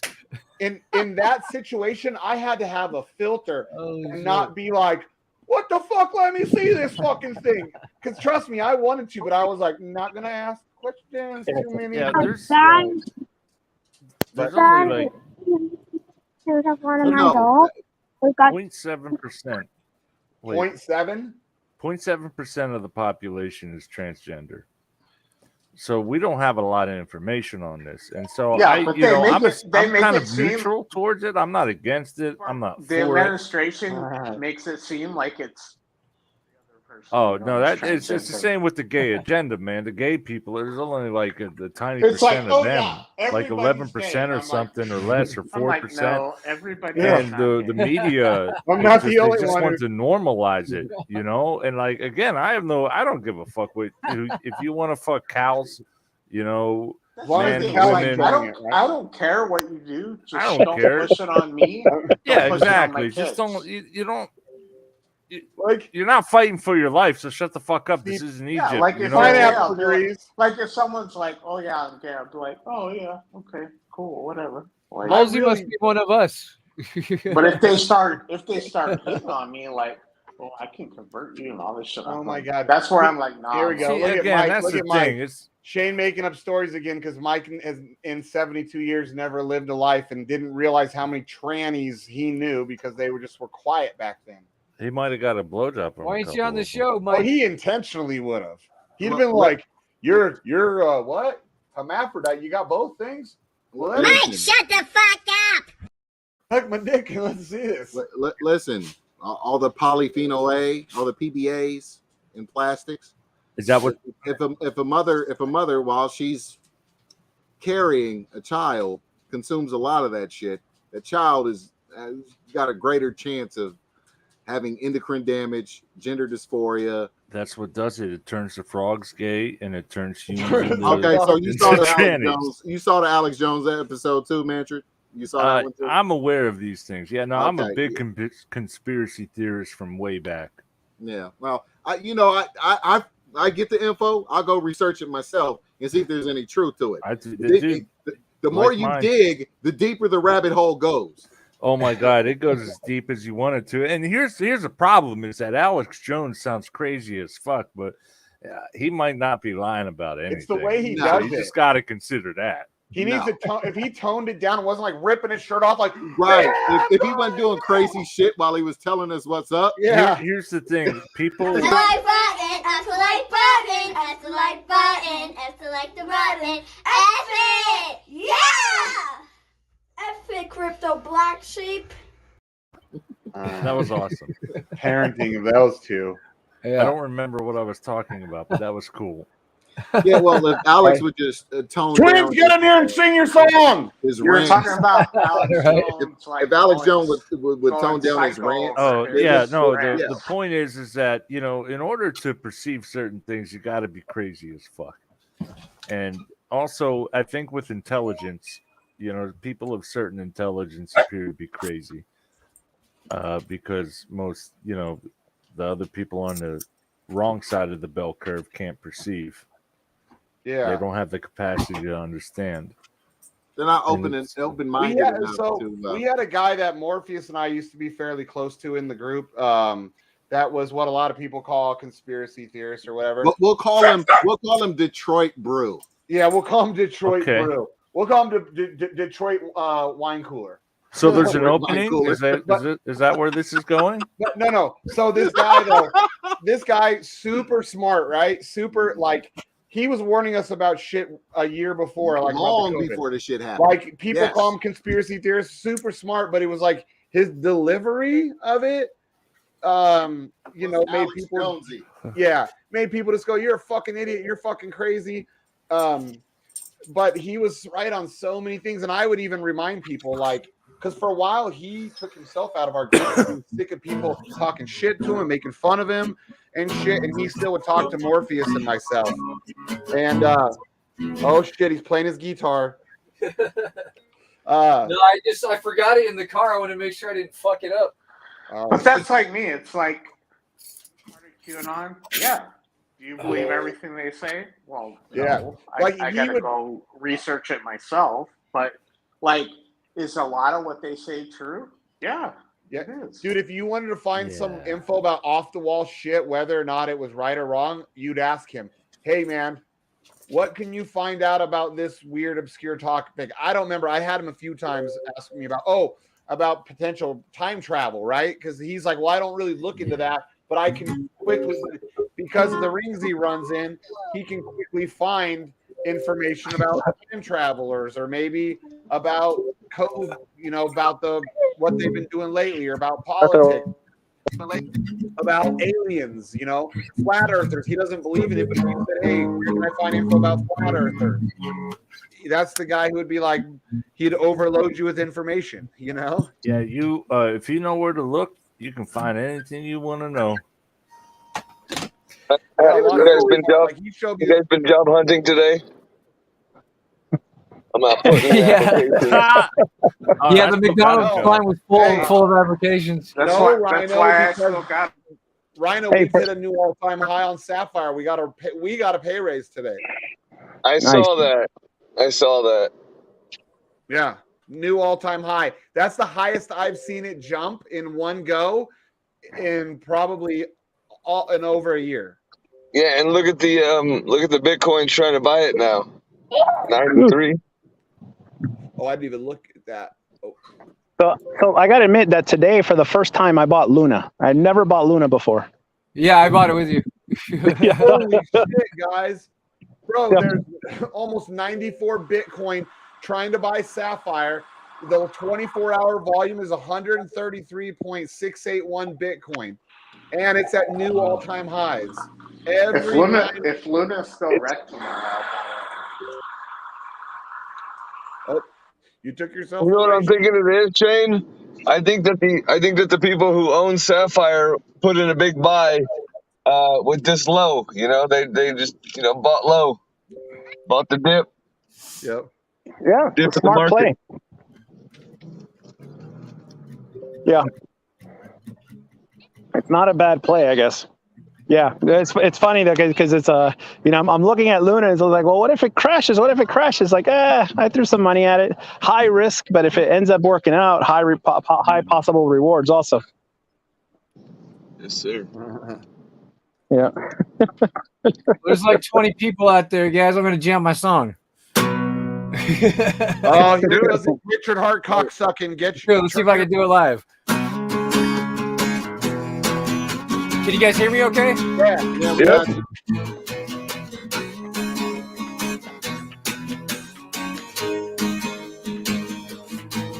What's up, OG Hexicans? It's Black Sheep, and I'm back again. I've come to rock you back and forth and up and down and out the door for sure. Chilling with the DJ protocol. We come to represent, and we don't give a shit, cause we're fucking rich on the pulse chain. You know, we're stacking up our gains on the pulse chain. We got the hookers and cocaines on the pulse chain.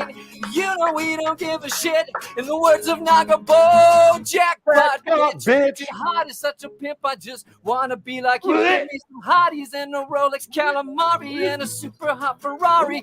Sorry if I'm a little offensive, but pulse chain coming through and gonna make us rich on the pulse chain. You know, we're stacking up our gains on the pulse chain. We got the hookers and cocaines on the pulse chain. You know, we don't give a shit. In the words of Nagabo, jackpot, bitch, on the pulse chain. You know, we're stacking up our gains on the pulse chain. We got the hookers and cocaines on the pulse chain. You know, we don't give a shit. In the words of Nagabo, jackpot, bitch. Hey, I got a new line for you if you want to add it. That Black one Sheep. verse just has to go away. No, you gotta add a whole verse. Stacking up our gains, you know, and then hookers and cocaines. Everybody but Shane on the pulse chain. He didn't sacrifice. Oh, I love it. Yeah, and then you gotta have another one. You gotta put on a. But then he'd have to put on a third verse where he's all talking about sap whoop that ass on the pulse chain. Well, we don't know that yet. Sap whipped Texas ass. We don't know what Pulse is going to do. I mean, we've been waiting a year for Pulse to come out. Well, it's coming. But everybody but Shane on the Pulse chain. It's smart.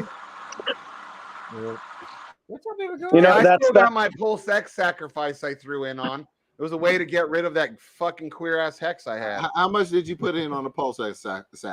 It was like almost $900 of hex. Okay. Whatever I had sitting around in hex. I was like, what do they take? I was like, oh, fuck that. And he's like, they're only taking hex. I was like, oh, I just happen to have a fucking about $900 worth that I don't want. Perfect. I was like, maybe because if that does well, that will be the only way that kind of my hex wasn't a total loss because I bought it with hex. But other than that, hex is like a total fucking loss and then some. Well, I got 3 lines for you. You could say everybody sacrificed on the Pulse chain. Everyone but Shane on the Pulse chain. He won't get no gains on the Pulse chain. You know what I mean? Hex is a fucking scam. It cost me more in fucking gas than I made. Yeah, well, part of the scam isn't just that the gas is so high; it's that the returns are so fucking low that it doesn't counteract. You didn't stake a big enough amount, man. It's like a BT project, man. Don't be going in there with more. First of all, I didn't know. Nobody told me. I was putting about anywhere from 1,000 to 1,600 hex per stake, and that one people are like, "Oh, he staked $5 for a week." No, that was like my biggest stake that I ever did. It was like a $300 stake or so, and it about a $300 stake. And by the time I fucking took it out with what I made off it, it was in there for like 4 months, 3 or 4 months stake. It was my first one to see, and like what I made was literally like a couple of dollars, and that didn't even cover the original gas. Because Ethereum is broken, dude. Like all this shit's gonna change. So is Hex. Hex is broken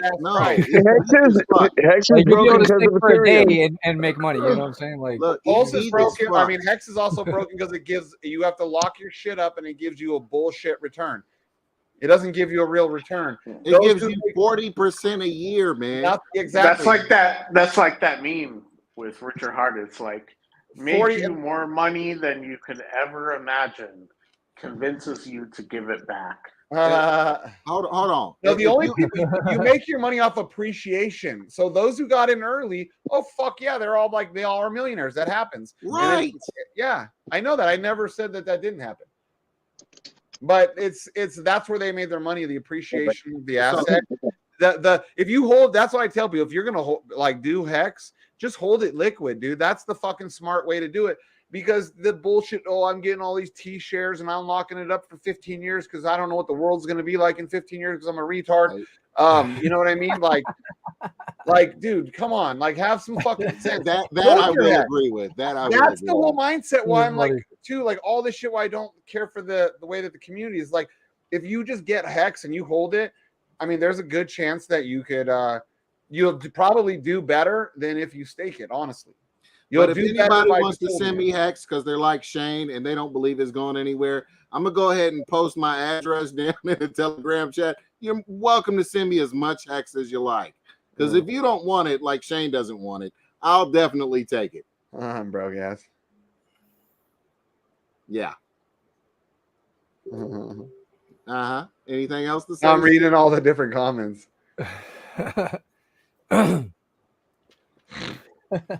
Yeah, that's exact. And not only that, but and then if you're I can't afford my fucking $300 gas fee to unstake my shit. Well, it slowly goes by 1% a week goes by, and part of that goes into Richard Hart's fucking bitch purses. Stack it up. But if you hold it with you can't quit hating on RH, can you? He's just such a narcissistic shit. No. He's gay, and you're a bit homophobic because no. He is gay.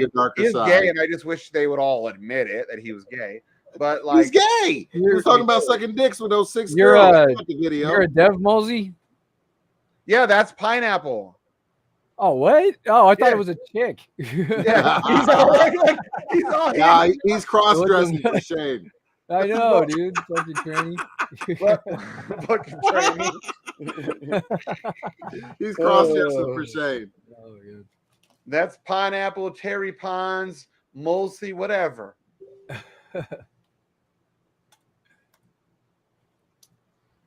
Yeah.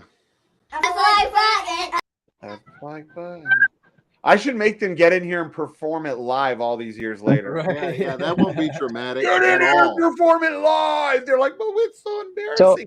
So, you're like those ratchet black mothers that wake their kids up at 2 a.m. for their drinking buddies and make their kids dance and shit, right? Show them what you can do. Yeah. But Mama, I got school. Oh, look at her twerk. Look at her twerk. Mama, I got school in the morning. I need to get good grades. You better shut the hell up. Twerk. Yeah. What it is. School only gonna get you to 12th grade, girl. What about after that? What you gonna do? You better learn to twerk now. How you gonna work on the pole if you can't twerk? Right. That's fucking horrible, dude. Morpheus, since you brought up BT, how is Elephant doing today?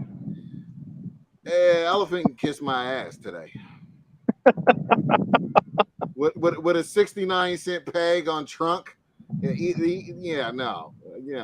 That throws his little it's back by 75% BUSD and woo. Yeah. And then I don't want to misquote him, but saying, it's the community's responsibility to make sure trunk keeps its peg. And that's hearsay. You know what I'm saying? It's hearsay. I didn't hear it directly from his mouth, but that's not something I can. No, really I think that Sheep heard it from his mouth in an interview today. Right, Sheep? What? Didn't you hear that out of BT's mouth saying that it's the community's responsibility?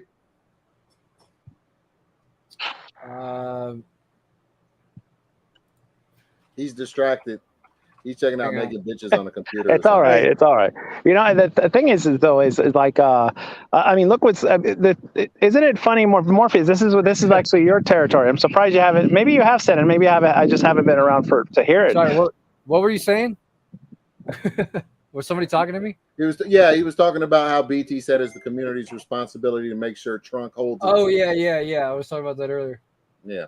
Yeah, you heard that directly from his mouth, correct? Well, I'm rolling because I have to, but not gonna sell at these prices. Okay, what were you saying, Felly? Sorry, you got cut off there, brother. No, it's okay. It's okay. No, I mean, I was going to say is that, I mean, if you look at what happened with, with Luna or whatever, like in a day, and then all of a sudden that same day, some legislators saying, hey, look, we got to regulate stable coins. Like, you got to be kidding me. On the same day, how many people actually know about Luna? Not very many. And Terra, the blockchain, not very many. So how is that a coincidence? That on the same day it depegs and it does horrible, and like the same day all of a sudden it's like, well, now we got to regulate it. Nothing about some terrible is a accident. coincidence, Felly.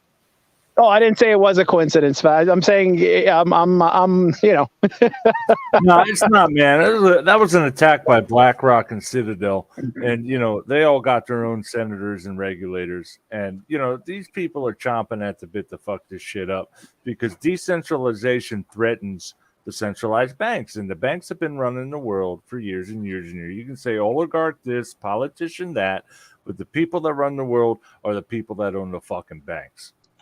Mantra, And they're scared as shit. Mantra, what do you think about central bank digital currency? I haven't looked into it. I mean, I've noticed that the banks are moving towards it. They're like thinking about it because they're trying to get a hold on this. So it would be another centralized currency. It'd just be another dollar. Right. The dollars are a pretty old Ponzi scheme. They're still running it. But it'll run out eventually. Eventually. Gotta go somewhere. Right. But this is the funny part. Look, this is the funny part. The part that's really hard to understand, and this is true. I mean, over the last couple of days, I've been seeing that now you can put your Bitcoin or your Ethereum, your crypto, 300 different forms of cryptocurrency through different IRAs. Right? I'm seeing it everywhere. 401k, IRAs. I mean, look at that. Think about the millennials. You know how many people are going to be doing that? Millions. They're going to be doing that. Of course, it's basically like a 30 to a 40-year stake. It's like you can't take it out until you're 65. So it's basically they're staking their Bitcoin or whatever somewhere for decades. And it's like, that if that is all holds, I mean, that is basically just tons of buying pressure. So it's like, why not just make it cheap? Liquidate the shorts. I mean, earlier I was looking at that scam wick where shorts were liquidated, and then of course they sold at 37, and then it was like a scam wick, and then they sold it even more.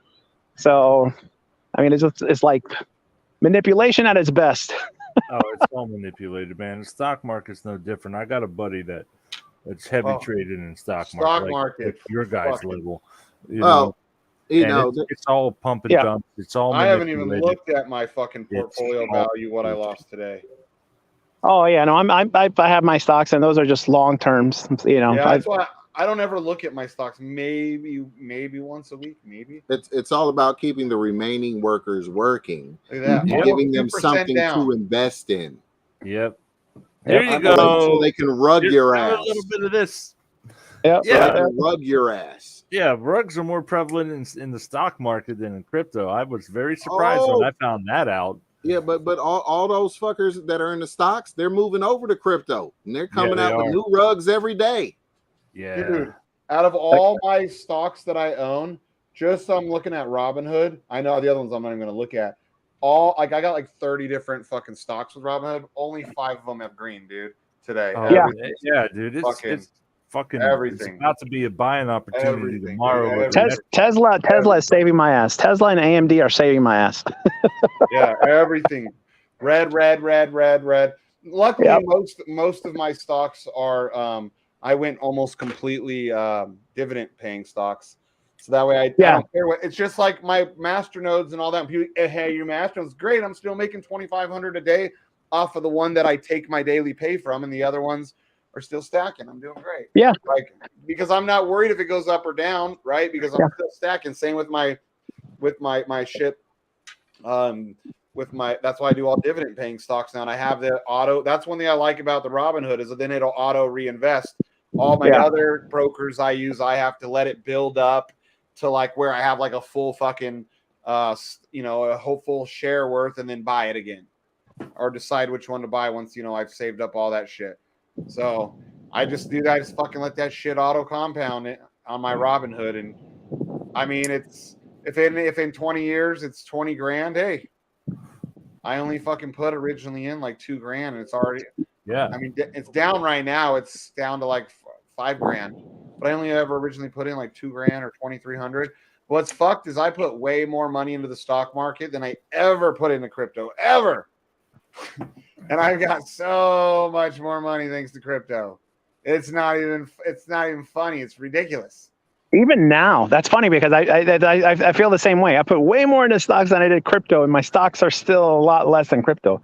Yeah. And even with what's going on today, it's like, no, I'm still up. I'm still way up. Yeah. I mean, I've done good on the stock market overall.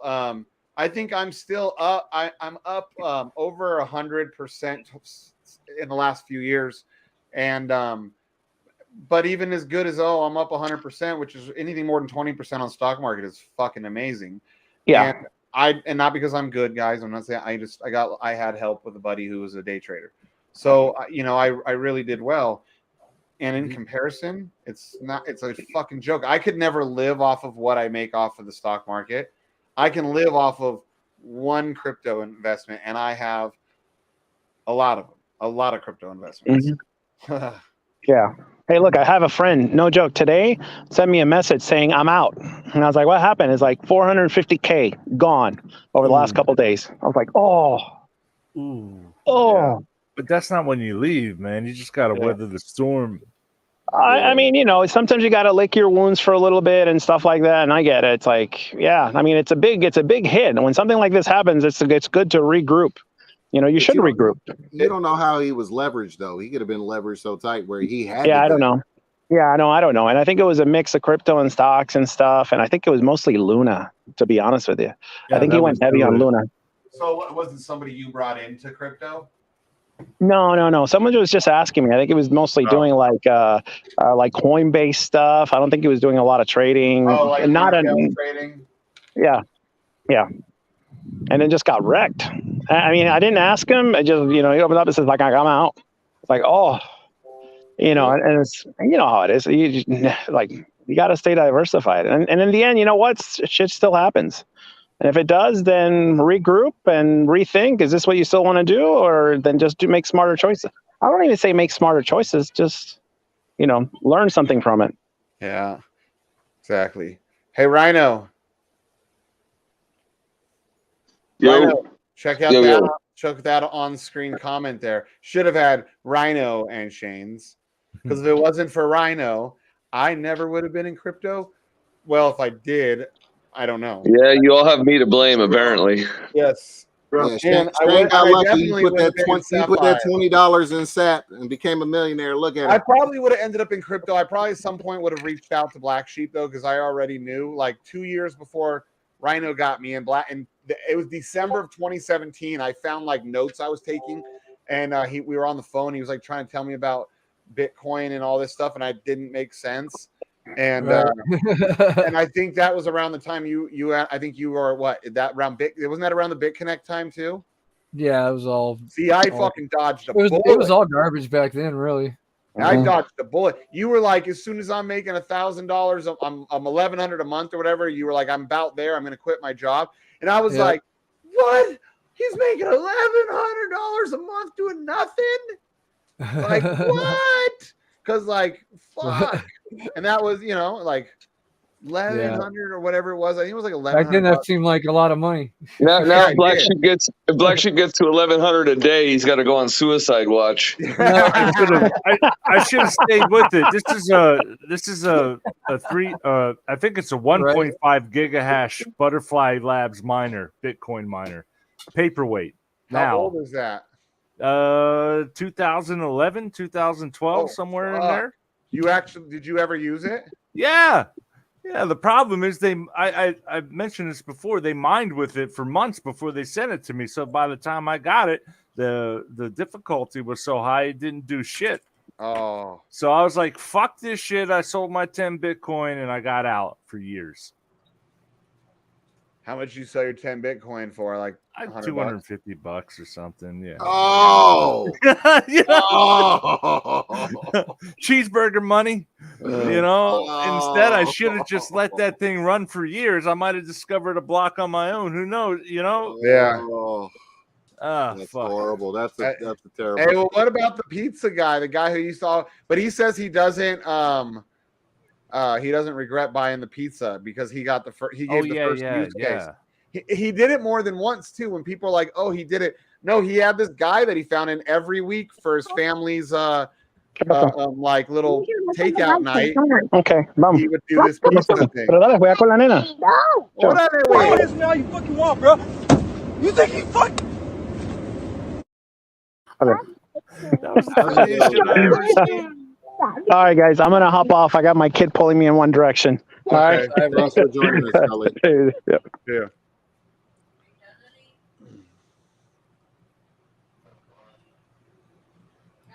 Oh yeah, that's probably more accurate. Thank you, Mr. ADA Trader and White Rhino, because ADA, that's BH there. He was the one that got Rhino into these, that got me into them.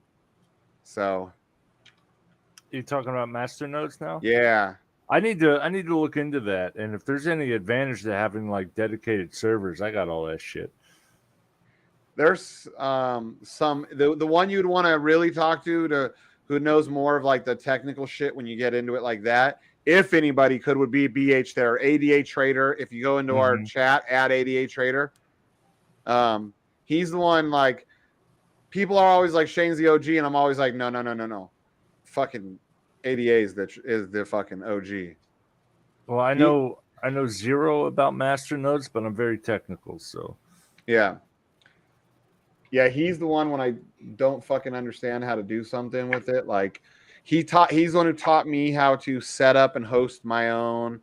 Yeah, he's a very knowledgeable guy. But you got to get over that goofy ass accent, dude. All the time he's always like, "Hey, boomerang, shrimp on the barbie." Oh no, man!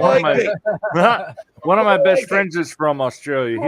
He was my boss at Bank of New York Mellon, actually. Yeah, crikey all the time, dude. So I got used to it. You should hear when his kid cries. He thinks it sounds like a normal kid, but they're crying in fucking Australian. She's all boomerang. Oh, check it out. So here's a funny story. So, I get a job at Bank of New York Mellon or whatever, and then I automate a whole bunch of shit. And then I get moved to like a reporting center, and then this guy from Australia is my boss. And then we automate both of our jobs, and then we hijack a SQL server and we start building a program to predict the Powerball numbers. We just did that for like a whole year. We would go into work in this big skyscraper downtown, go up to the 11th floor, press our buttons on our automated shit, and then we would just fuck around trying to predict lottery numbers after that, like the whole day. It was great. For a year you did that? What's that? For a year you said you guys did that? Yeah, for about a year, yeah. You guys ever win anything on the lottery? No. No. But we thought we had that shit figured the fuck out. It was a fun experiment. All you did is just run statistics. You had to input the data from mine the data of all the previous numbers and input it into the system, and then you just you mark which ones have turned up, which numbers are the most common and which numbers are the most uncommon, and statistically the ones that come up the least are going to come up next, and you play those. But I mean, there's so many fucking numbers, dude. Yeah, it was a fun experiment. We got some Pace Car Mike submissions. Oh, great. Oh, we got some PCM submissions. Did you make sure there's no music? Right. Mute them. We'll see. Probably be best to mute them just in case. Right.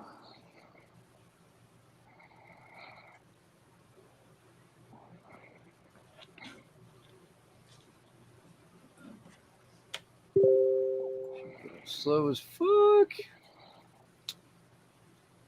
Dun, dun, dun, dun, dun, dun. There he is. Whoops. Oh, one. There we go. All right, let's see what this guy's up to.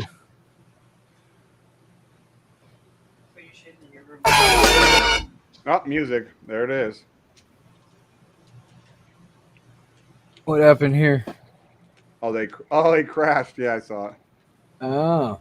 He tried to stop his bike, and he fucking. Wait, did that guy make a move on that other dude? Right there. Yeah. Look, he was like, "Oh, I'm gonna fuck you up because I'm dumb." Whoa, what the fuck is this shit? I want one. Yeah, those. It's a That's robot that sorts boxes. Man, we're all gonna be replaced. that's a new Amazon job gone right there. Yep. You know, I mean, it's not bad. Amazon's harmful to the populace because it's such shitty work conditions. Riding lawnmower. Nice. That's fucking funny. That's Right. see, that's some good That old is funny. clean humor there. What's going on here?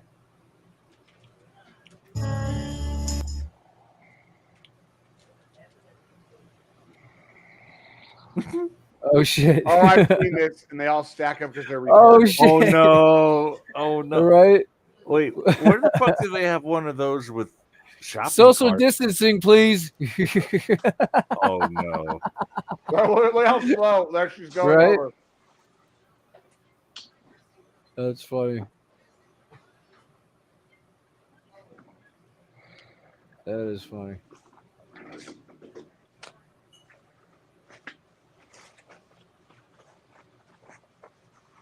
Oh wow. That was probably PCM, the first one to fall. Oh, they're on one wheels, huh? Oh wow. Oh, that's funny. That's pretty cool. I want to buy one of those. I do too. I've been looking at them. They just came out with a new GT one that's way faster, goes way farther. I have a buddy in Colorado. Are they who's easy had to one. ride on? My buddy claims Yeah. they are. So he's had one for like a couple years, and he fucking loves it. He lives in Colorado. He bought like you could buy off road or street tires, or you can get like ones that are kind of like good for either. But Huh. he takes videos all the time and posts them. He has like a 360 camera.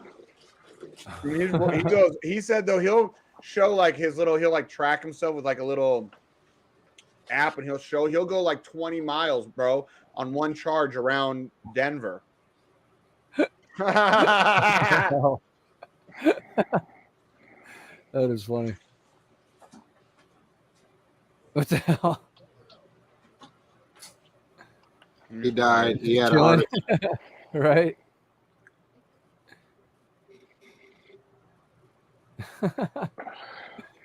That's funny.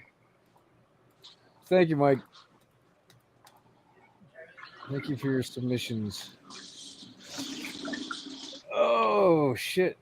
Yeah, where the hell is Pace Car been anyway? Hey, look at that. That's for Mantrid. Look at that. That's what BH said.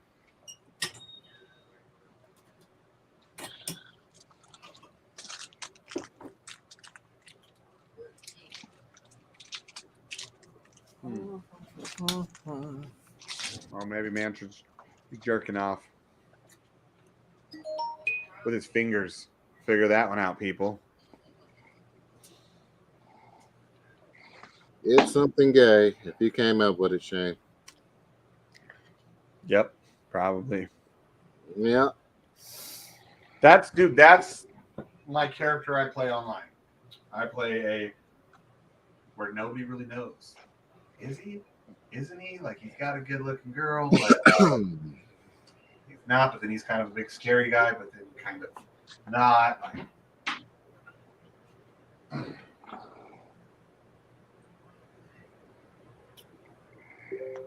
Morpheus. What's up? I kind of like you when you got sunglasses off and just your regular glasses on. You mind for me? What'd you say? You mind taking off your sunglasses and just so I can see them pretty eyes of yours? And BlackSheep, you mind throwing on a little bit of Tupac for me? Yeah. You making this way more gay. No, sir. That is Come on, gay. Morpheus. No. Don't be scared. No, I'm not scared. Don't be scared. I'm looking into your soul right now. Yeah, that's really gay. Get back from the camera, dude. If Mad Dog comes in here, I gotta be careful. I can only look for a second, and I gotta break the eyes. Nah, y'all gonna play tummy stick someday. Uh-huh. Same hole. Y'all gonna make a fire. Bro, I don't make a fire. I don't even let my own cum touch me, and I don't even like the idea of my own pre-cum touching me. So I definitely ain't gonna be a big old hole with some other motherfucker fire. like these little tummy sticks. Juices squirting up in there. I don't even like the idea of my own pre-cum touching me. So I definitely ain't gonna be a big old hole. What are you doing, Pineapple? I'm putting my shirt on.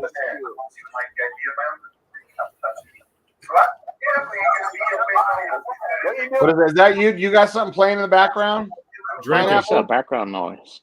Yeah. Yeah. Pineapple. Hey, Pineapple's even taller than me, dude. So we got 6'2". We got to put us in height now. Okay, so Sheep is a little feller. Then we got Johnny. Oh wait, no, we got Rhino before Sheep, and then Sheep. Then we got Johnny. Then we probably got Morpheus. Then we got Mantra. So there, guys, from shortest to tallest. Look at Pineapple on like a king down there by himself. I'm bigger than all you little faggots. What do you want? Come Morpheus, you're about 6 foot tall, right? There you go. You're on mute. 6'2". Okay. Yeah, so you and Mantra are about the same size, and then we got fucking like Pineapple. Look, he's looking down at all the little people. He's like, who are all the little fucking Oh, I had an echo for a second. Yeah, did you see one guy? I can someone see said one the guy other day. down there with some goofy facial hair. Someone said the other day that Pineapple's got that Richard Hart chair. Oh damn! They're calling you a queer, bro. I got this. I actually got this from that rapper, that female rapper, Asia Doll. Oh yeah, I know who you're talking about. Yeah. Hey, it's the only chair that tall enough to fit his big old ass in it. Look. That's when you get Clover one of them too. Yeah. Yeah, because if you sat in my chair, I make my chair look little. You'd be like, if Rhino was sitting in my chair, you'd be able to see what name brand it is and shit. It'd be all down here. White Rhino. Yeah. Oh, it was White Rhino and White Rabbit, right? Oh no, Fag Rabbit. White Rhino is the guy in here right now, EK. And then Fag Rabbit. Oh, Fag Rabbit, he would be like fucking way down over yonder, way like, hey guys, you fuckers. Hey, you motherfuckers. I hear you fuckers He's up the one there. that sounds like Morpheus. I mean, he's the one that sounds like Oracle. He sounds like a pissed off fucking cabbie because he is. Yes, from New York. Yeah. Yep, and that's what he is. He's a pissed off New Yorker cabbie in Vegas. So like, imagine that. Like, what a mind fuck that is. Like, you come to Vegas, you get in your cab, and like, there's some New Yorker cabbie in Vegas. Hey, yo, where do you want to go over here? You're like, what? Let's just be fucking stupid. Ran that beamer right up that guy's asshole. Yeah, real fucking cute. Drive a little faster next time, you fuckface. Right up his asshole. That was his TikTok. Yeah, bro. He always has good little things when he's out there. What he'll do sometimes is when he has like fares in his cab, he'll like put it on mute. Well, we can hear him, but they can't hear us. And he'll be talking shit. He'll be like, "Yeah, my buddy Shane. One time he said I was a 6'7" faggot that used to play in the NFL, and of course I played for the 49ers." He said, and he was all saying, "Yeah, he comes to Vegas and he just wants to fuck all the dudes and all this." She's like, "But he's a big motherfucker, so we still love him and all this." And I was just busting up laughing. I was like, "I'm not 6'7", but you know, he had to play it up like I was just some big old faggot that played in the NFL and shit. What he does is he takes like little bits and pieces from all of his friends' lives and he rolls them into one and tells a story about it. You know, he's 6'7", so his dick goes down to his knees. Yeah, you said all kinds of big old faggot, we're talking. You sounded just like him. Yeah. laughing. That guy's a fucking giant faggot. Like, you Yeah, never yeah. seen a faggot so big in your fucking life. Yeah. I mean, forget about it. And then when he was like, and he played in the fucking NFL over here, and like, you know, he's just a big old fag, and he said he was just walking around the locker room with his dick all fucking hanging out and shit, and checking out the other guys, and nobody knew he was just this big old faggot. What the fuck did he do? I don't know, somebody.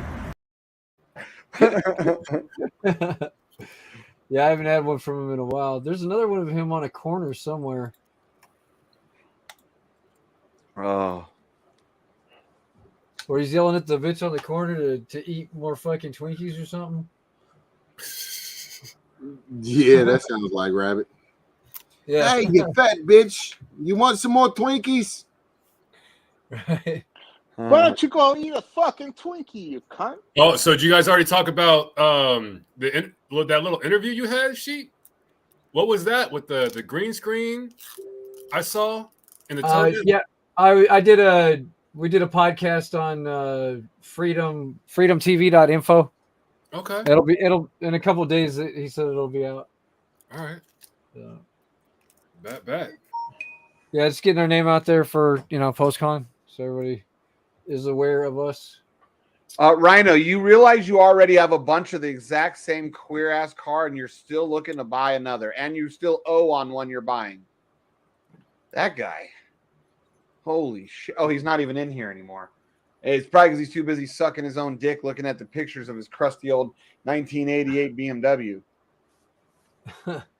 How many of the same car can you own? Guess what? I own a Corvette. I love a Corvette. And I'm also going to buy a C8, and I'll have a C7 and a C8. Will I have 5 C7s or 5 C8s? No, I'll have one of each because they're totally different cars. That's what you do it. Rhino is a fucking BMW 3 Series Maxi. A girl car Maxi, basically. He's as bad as the Hexicans or the Drip. I'm just scared. No, it's not that one. What's this? I'm just scared of hitting it. On. Are you alright? That's not the one. She didn't even get close. That was low. She took the whole thing down. Yeah, I could have fucking stepped over that shit.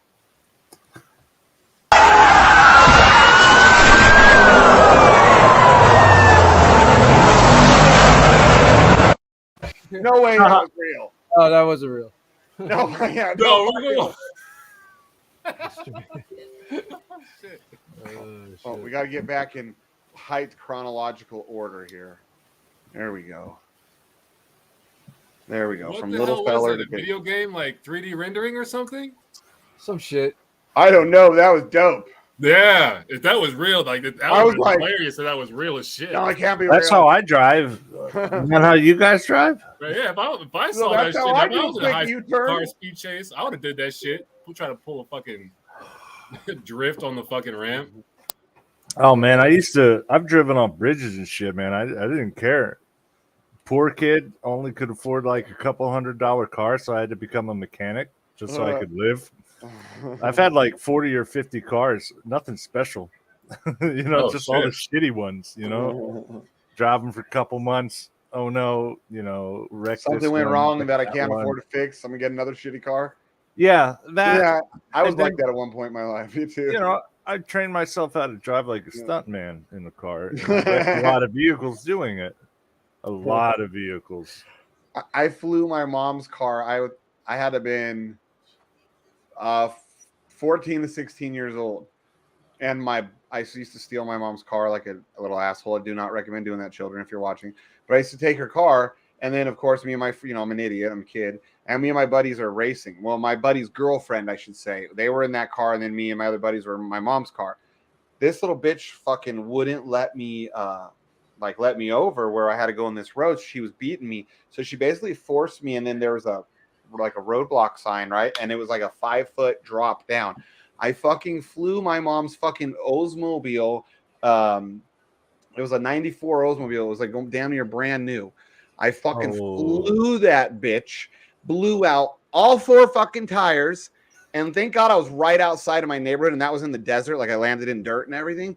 Yeah. I rode that thing home on all 4 tires real slow. It's like at 2 a.m, sparks going everywhere. You gotta do what you gotta do, man. And then I get my mom's car home, and I had like this little crossbow, like this little handheld crossbow, like 50-pound crossbow. I took and I put a fucking crossbow arrow in each of the tires. Like, yeah, that's believable. And I went to fucking bed. My mom wakes up in the morning like, what's this? And then I'm like, somebody must be mad at me, Mom. They shot your tire. I don't know. And my mom, of course, she brings the car into the place, and they're like, ma'am, your son is lying to you. I don't know what he did, but we because they could tell I drove on the fucking rims. I drove like, I mean, I probably drove on all 4 rims. Fucking sparks, bro. My mom's car was only like maybe a year old. Ah, yeah, but it got you home. Yeah, that was believable. Yeah, well, That's funny. Well, looking back, I mean, I was fucking like 15, dude. Oh, here you go. Yeah, Mike, why don't you get on here or shut the fuck up, you little faggot? Mike, because Mike never lived an interesting life, dude. Like, actually, I don't know, was Captain Asshook, were you there? Captain Asshook and Val, but I used to, not that it was cool, I used to steal my mom's car almost every fucking night. We would drive all over Vegas. I almost got carjacked one fucking time by a white fence. There was like, it's a gang. So I almost got fucking, my stepbrother who was with me on that, we're now both adults. He was like 12. He still remembers that shit. I was asking him, like, you remember that? And he's like, oh, fuck yeah, I remember that. That kid was going to fucking shoot us and take the car. But he lived in the same neighborhood as my step cousin, so they knew who he was. The dumbass comes out of his house to fucking try and carjack me. Like, I saw where he lived. But yeah, good old times and stories. Mike, you don't have to believe which one because you lived a boring ass life, brother. I don't care. My mom still brings up the whole fucking crossbows, arrows in the car, in the fucking car. She knows now what happened. I told her I fucking launched your car on accident. I mean, I fucked up everything. Suspension. They didn't realize I fucked up the suspension until after they fixed the tires.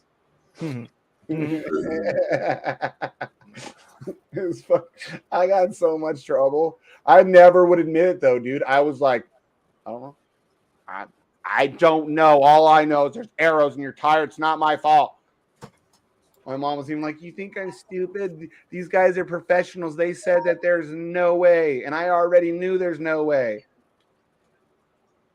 Well, it's right there. It's right there on the driveway. Yeah. Go like mine too. Yeah. Yeah, I was a terrible child, dude. If because I knew how bad I was with the driving and shit, I used to hide my keys just in case my kids ever decided they wanted to learn how to drive. Shane, check out that Instagram video I just put in the chat. Let's see. Wrecked. Oh, I know. Our haters on again. What'd he say? Welcome back to the DGen graveyard with sheep dumping. I told you all these ROI contracts have no utility or sustainability. Don't let any hat devs, slappy face, or DGen groupies FOMO you in with soon NFTs telling you to DCA as that amount to massive wrecked. Wait, where's this shit at? Oh, we have this hater here. I'll forward it. They're so stupid. Yeah, the price is wrecked because the fucking crow price is wrecked. Yeah, every price is wrecked. This is a good because time Bitcoin to buy. price is wrecked. Everything is wrecked right now.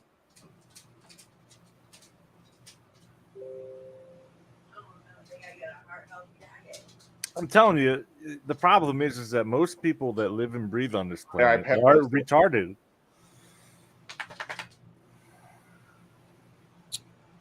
Well, that's so funny. Like the only people that even like ever read his little fucking shit and are part of his little Telegram is all people from our group. That's all it is. Oh, did you did you guys piss some people off? Here's the thing with that claim. Like there's a fault with everybody that makes a claim about smart contracts being scams. Like most people, or like most developers even, will surmise contracts as just being pyramid schemes. The problem with that is if you put fractional reserve lending into smart contract form, what the fuck is that? Right. the fuck is that, right? So it's like, at the end of the day, like with this technology, we have to somehow find a way to extract utility. Now, I could go into a fucking rabbit hole with that, but at the same time, if we just replace what we have already one for one, there's not much of a fucking difference. Everything we're doing right now is just science and research and development. How about this? So, what first got me into, I've traded Bitcoin and ETH and shitcoins for a long time, but I was going into Elephant and I heard this. I can't remember the dude's name, but he was talking about Web3 and smart contracts and all this stuff. He's like, this could be the first time that white collar workers are worked out of a job. He's like, imagine you create a will, right? Just a generic will, and then you turn it into a smart contract. Well, now instead of like getting paid to do wills, you pay a fee, and then I send you the link to the smart contract, and then you just fill in the blanks and I sign it, type of thing, right? And then it was talking about how, like in Florida, they're starting to do condo sales with NFTs. Because I'm like, NFT for me stands for no fucking time. Like I don't need a picture of No a fucking monkey or time. any of that shit. Yeah, I don't care. understand. I still don't understand that whole. Yeah. Like I don't understand that whole like cars. I know they're doing something like high end cars and real estate and NFTs, and it doesn't make fucking sense to me, dude. Because you still have to do the same shit with the titling and all that. So like no, it's wrapped up in it's encoded in the NFT. So the first condo NFT sale was in Tampa, and what they did was they formed an LLC, and the LLC owns the NFT, right? Yeah. So the LLC holds the title, right? So as far that's as what property Rhino does records. with his land he buys. As far as the property records, this LLC holds the title, right? But you buy this condo as an NFT by buying the LLC. Yeah, and then you can transfer it. It's never in like a person's name. It's always in the LLC's name. Yeah. So if I sell you the NFT for the condo and I make 50 grand on it or whatever, you get the NFT and now you own the LLC that controls the NFT. So it's never like in one person's name. No, that's the future. It's been taken off. Like there's been like probably a couple dozen deals done like that. Well, somehow it sounds like tax evasion. They're going to bust you for tax evasion in some way. Yeah, man. I don't know why. Why would? I mean, I guess they could. You got to pay tax. So the LLC. Yeah, like how does that work? Like taxes and all that when you buy it? Responsible for the property tax. So they come, they seize your LLC. Your LLC is now the property of Joe Biden. Joe Biden have it now. Joe Biden. He's smelling it. He's smelling it. He's sniffing it. He's down in Florida. He's doing strange shit to your LLC, to your like NFT, you don't have to everything. go through a traditional closing process because it's just I'm buying the LLC. You'd have to pay cash too, right? Because I mean, who the fuck? No bank's going to give you a loan saying, "Oh, what I'm going to do is I'm going to buy an LLC. I'm going to buy NFT property that's NFT." They'd go, "What?" It's a cash move for sure. That's what I think. But it would have to. But be it's like you're not buying the property; you're buying the LLC, which holds the property in an NFT. So you never have to worry about titling and all this other shit, right? Or taxes on the sale of the property because the property isn't sold. The corporation is sold, so you'll just have to pay whatever applicable tax to that bullshit. Yeah, that's pretty much what Rhino's doing without the NFT thing so far. But he bought a bunch of like useless pieces of land. But like if there's ever a bug out situation, they'll be dope as fuck, like in Nevada. And that's smart. Yeah, well, I mean, but if he was hoping to buy them also for like investment and invest for an investment in the future, they might not ever be great because they're kind of in the middle of nowhere. But if he needs a bug out spot, well, they're not making more land. Yeah. Land is something now. Whether there's going to be value to that Nevada, price, we have We have fucking land, endless land in Nevada. Yeah, Oh, you I can love Nevada. you can never go wrong with buying land.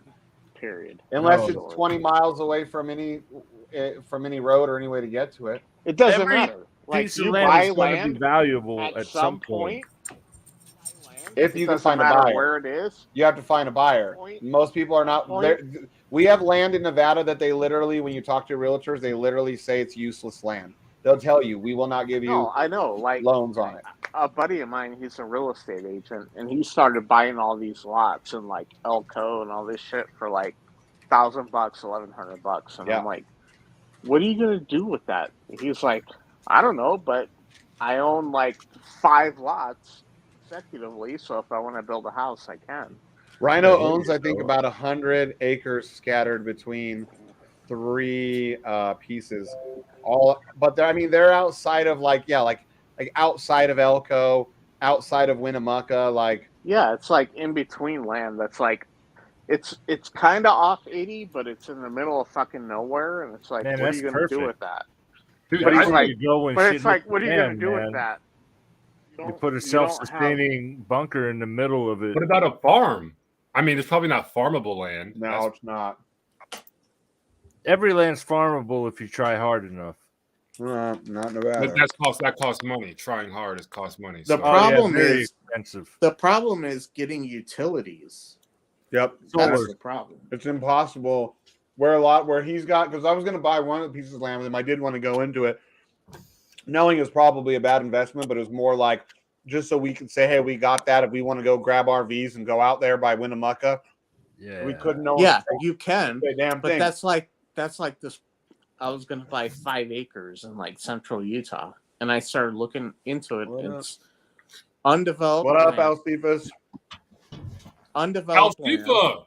So you could buy a plot 5 acres.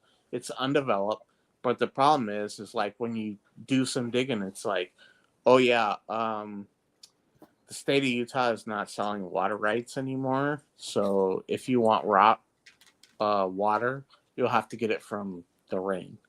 Yeah, you got. So it's like, oh yeah, you can own this land, and it's like, okay, you can put an RV or a trailer on it, but you can't get water access to it. You can't put a can't get fucking well in and electricity. tap it.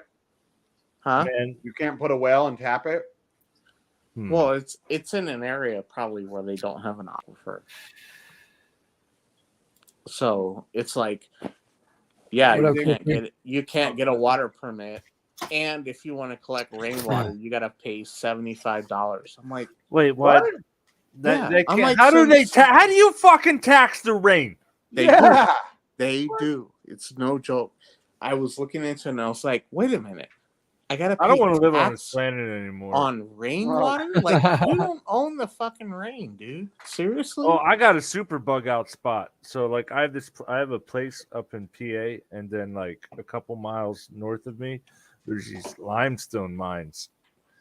If like anything happened, that's where I would go. I would just drive to this limestone mine and live in there while the aliens invade or the zombies eat people or the nuclear war happens There we or go. something like that.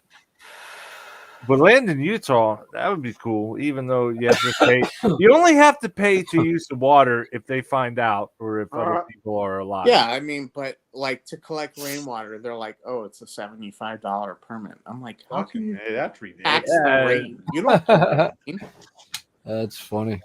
I don't know. I mean, I would just gather the rain, and if someone came out, I mean, there's bears in Utah, right? Yeah.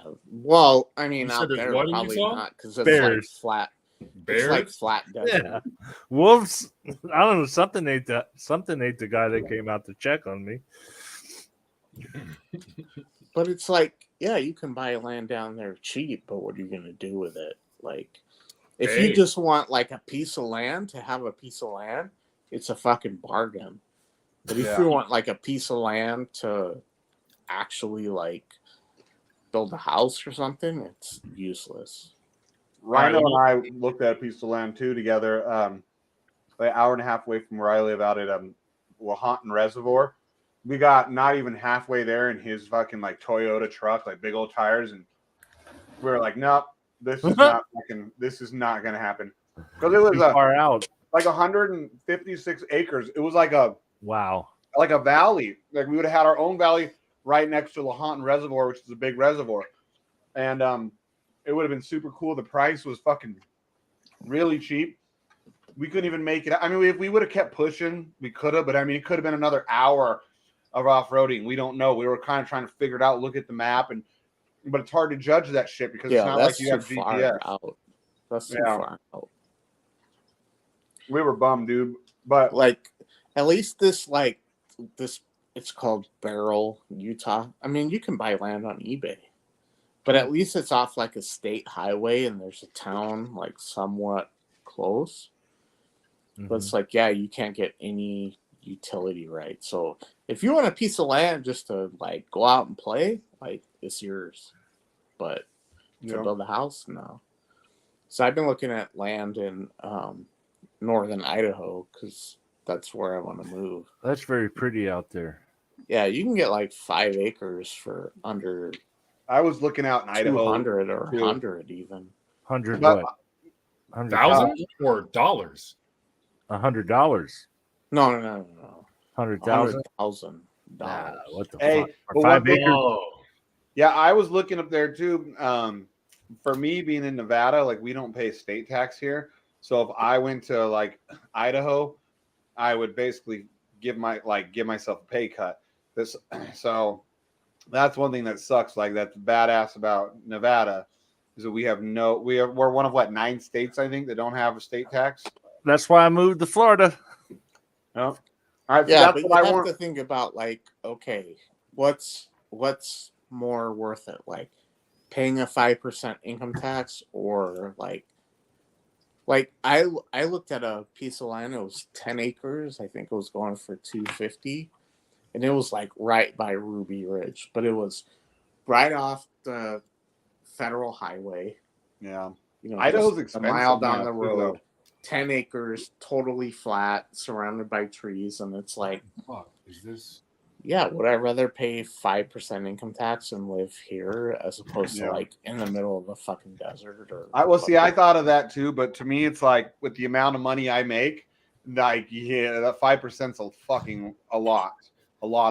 It's a lot, but like you make good. I know you make good money. Free state, like, you're gonna. So like imagine it with like you make good money in your job. 5%. Well, what do you pay now where you're at? What does Utah charge? It's 5.5%. Yeah, so for you, it wouldn't be like you wouldn't be giving yourself. When I moved to Illinois, it was 3.4%, and then it went up to 4.5%, and everybody was losing their shit. Bro, how many states have you lived in? You've lived in a lot of states. A bunch. Yeah. But I've lived in Utah off and on for 20 years. Oh, okay. You've like the place I spent the most time. Okay. I've pretty much. I mean, I lived in California until I was 11, but pretty much since then, I mean, I've lived in Nevada most of my life. No, so I'm from Louisiana originally, New Orleans area, and then when I was 10, I moved to Atlanta because my stepdad was beating the shit out of me, and I lived there all through high school. And then my senior year, I moved to Florida. Oh no. You did, bro. You should trigger me, bro. You can't. In between that, so when I was almost 9, my mom said, "Hey, do you want to go live with your dad for a year? And like we'll like pilot it and see how it goes." And I was like, "Okay, yeah, sure." And so he lived in Connecticut, Stamford, Connecticut. He worked at a it's called Round Hill Club. It's a country club, and it was like right down the street from Mick Jagger's house and Sylvester Stallone and all these guys. But we were one town over. And so I lived there, moved back to Louisiana, moved to Georgia until I was 18, finished my senior year in Florida. Georgia and Florida over here. Went to Muscle Shoals area, Alabama, because that's where my dad and his family lived. Was there for like 6 months, went back to Atlanta, and then went to Salt Lake. And then I was there. I got transferred to Atlanta for a year and a half, moved back, I got transferred to Chicago for a year and a half and moved back. So Pineapple, you just said you're from between Georgia and Florida. Yeah. I don't hear no fucking Southern accent on you. Oh, I so don't I have was born I in don't have a Indiana. Southern accent. Okay. What I part don't of think. Indiana? Indianapolis. Okay. Yeah. I used to go to Gary, Indiana. That's why the thing is that's the first place I thought that you had in your mind, Sue, for some reason. Gary's like the ghetto. I used to go to Gary like 3 times a year for motorcycle club shit. Oh yeah, Gary's pretty rough, I heard. Yeah. Oh yeah. Yeah, being a white boy, the only reason why like I was like didn't have to worry being a white boy in Gary was because of the club I was in. Like that's where we started, and so as long if I was in that club, it didn't matter what color I was. Otherwise, it would be kind of sketchy for me in some of them neighborhoods. Yeah, that's rough fucking area. I've been there, and I've been to like was it South Bend, Indiana, and like That's where Mayor Pete's from. Yep. Yeah. Yep. Exactly. I was like, when I flew in there, I was going to Gary. I flew in there and had a guy pick me up at the airport, and I'm like, this is where fucking faggot Pete was the mayor of fucking dirty town. Like, I would get out of here. Sitting at their little airport, but their little airport, man. If you ever fly in and out of that area and you don't want to deal with Chicago like airport, and you don't want to, or you don't want to pay as much, like go into South Bend, Indiana. They have a tiny fucking. Yeah, but it's 3 hours away. No, it ain't. An hour and a half. Yeah, no. Yeah, it was like Dude, it takes an hour and a half just to get across Chicago traffic. Well, I've never had that. I always was like could get to Gary. If I go to Gary, I could get to Gary usually in like 30 minutes from Chicago, and then the South Bend was about an hour away from Gary. Yeah, Gary's not that far from the west edge of Indiana. Yeah, it's right there. It's like a Chicago suburb. South Bend. That's like if you're coming from the west side of Chicago to go to South Bend, it's almost 3 hours. Oh, maybe if you're from like from the west side. Oh yeah, because I'm just thinking from like the airport. Like if you go from the airport, it's not that bad. From the airport over to like, because I'd go to Gary and it was a little bit further to fly into South Bend. I only did it once in a while, but it was like you didn't have to deal with all the fucking bullshit.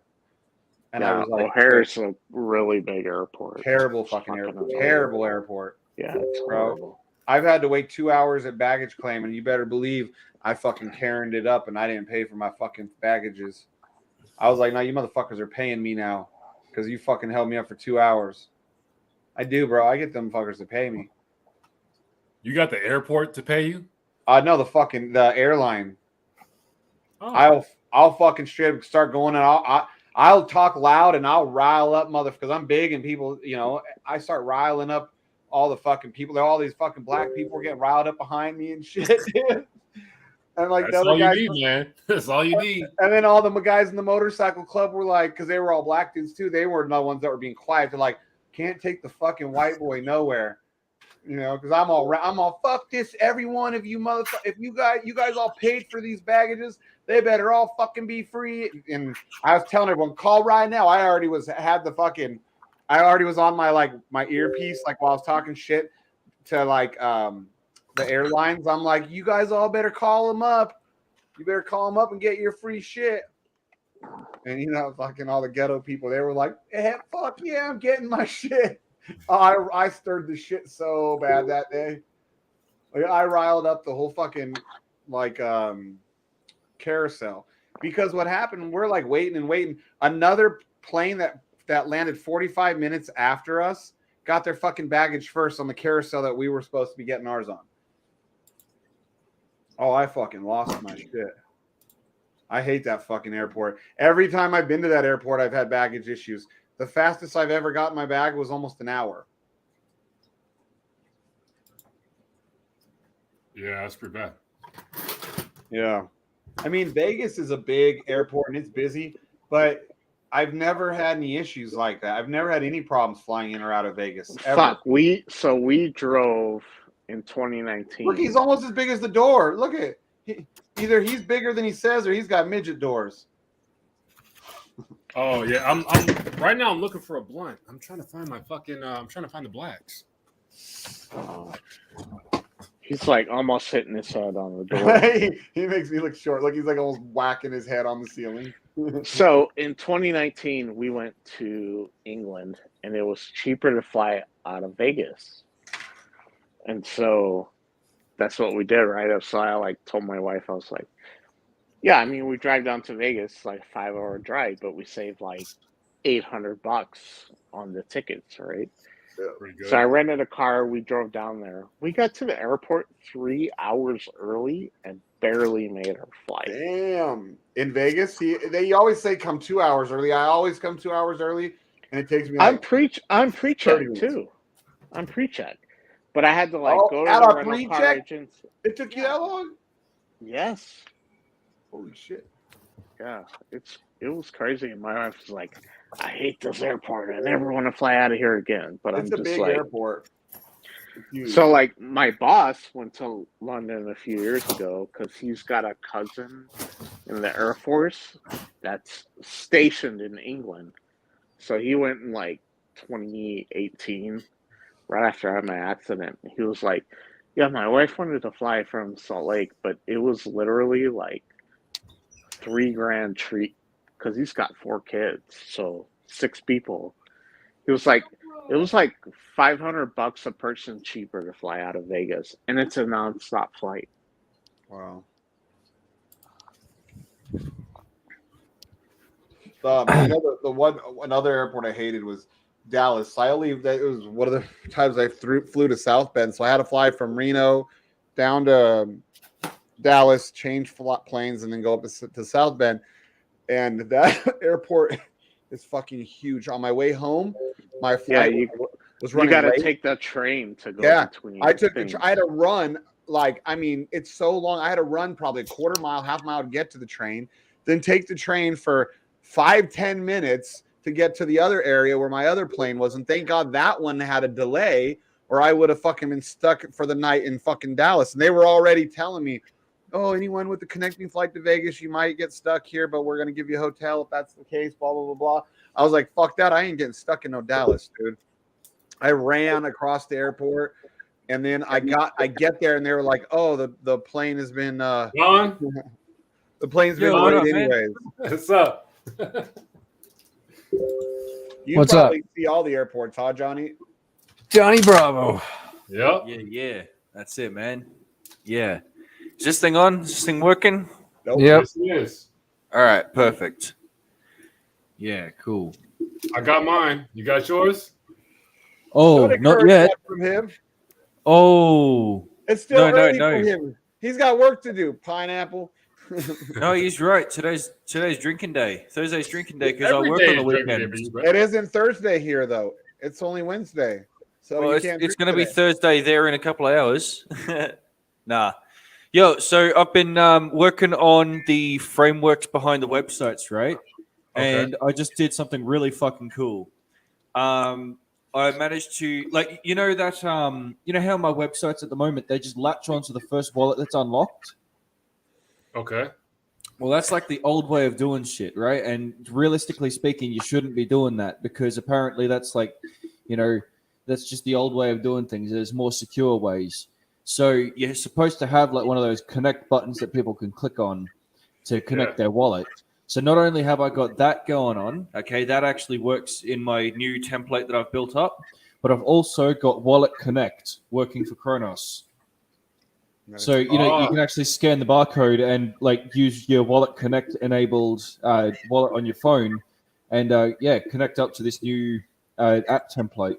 Hey, did you use WogMe for that? WogMe.sh?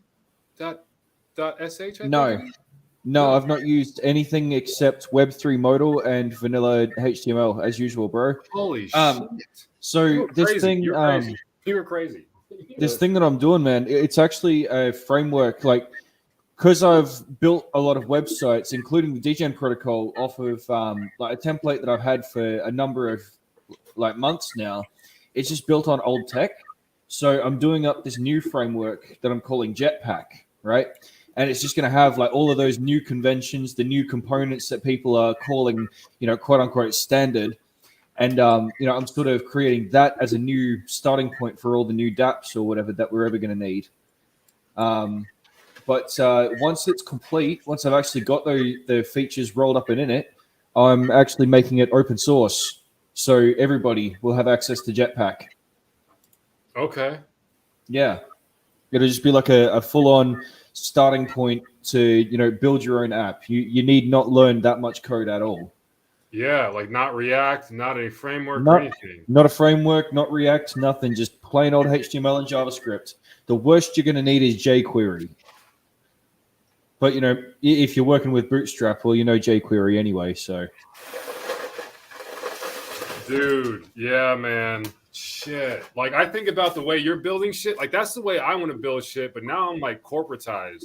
well, man, as I said, once I've finished building out this framework, I'm literally going to put it out there so you can use my framework and build your shit. I might as well. Like, yeah, because I need to do stuff without like the frame, like without the React and stuff. Because the React and Vue are doing too much. Yeah, like there's a lot of weight in the code and the dependencies and shit for an application that really does the same job that I'm doing in like a quarter of the stack size. Not even like the full on weight of a website with my framework at the moment. It'll be maybe 20 megabytes. A React application built. I mean, how much does that take up? Shit. Oh, like you're talking about compiled and everything? Nothing. That's like nothing. That's like air. Nothing. You're talking about like the actual payload, right? Like building the project and everything? Right. No. See, yeah. No, I'm talking about like when you're actually working in the damn thing. Oh, yeah. Yeah, 20 megabytes would be nothing for that too. Yeah. Anyway, yo, is that a DJing shirt? Yeah. Nice. Fuck yeah. I had it made locally. We got merch coming. Hell yeah, man. It should be done this week. I'm curious Dude, how you guys. Cheap Token's gonna fucking like whatever the fuck Crypto BlackSheep is doing. The guy right there, top left. All right. Whatever. Look, I've been around for a while. Like I study this like a science. I don't know. I'm a little bit conspiratorial. Like I'm thinking, okay, he's got to be talking to people that like some crazy Illuminati motherfuckers that are like telling him giving him advice. Like, yeah, just ease it this way, ease it that way. Just be a little chill. Like, I don't know, man. But you're building up everything right. So they're on to me. Wait a minute, bro. So all these years I didn't know. It's literally that it's literally just that the project exists as the community needs it to.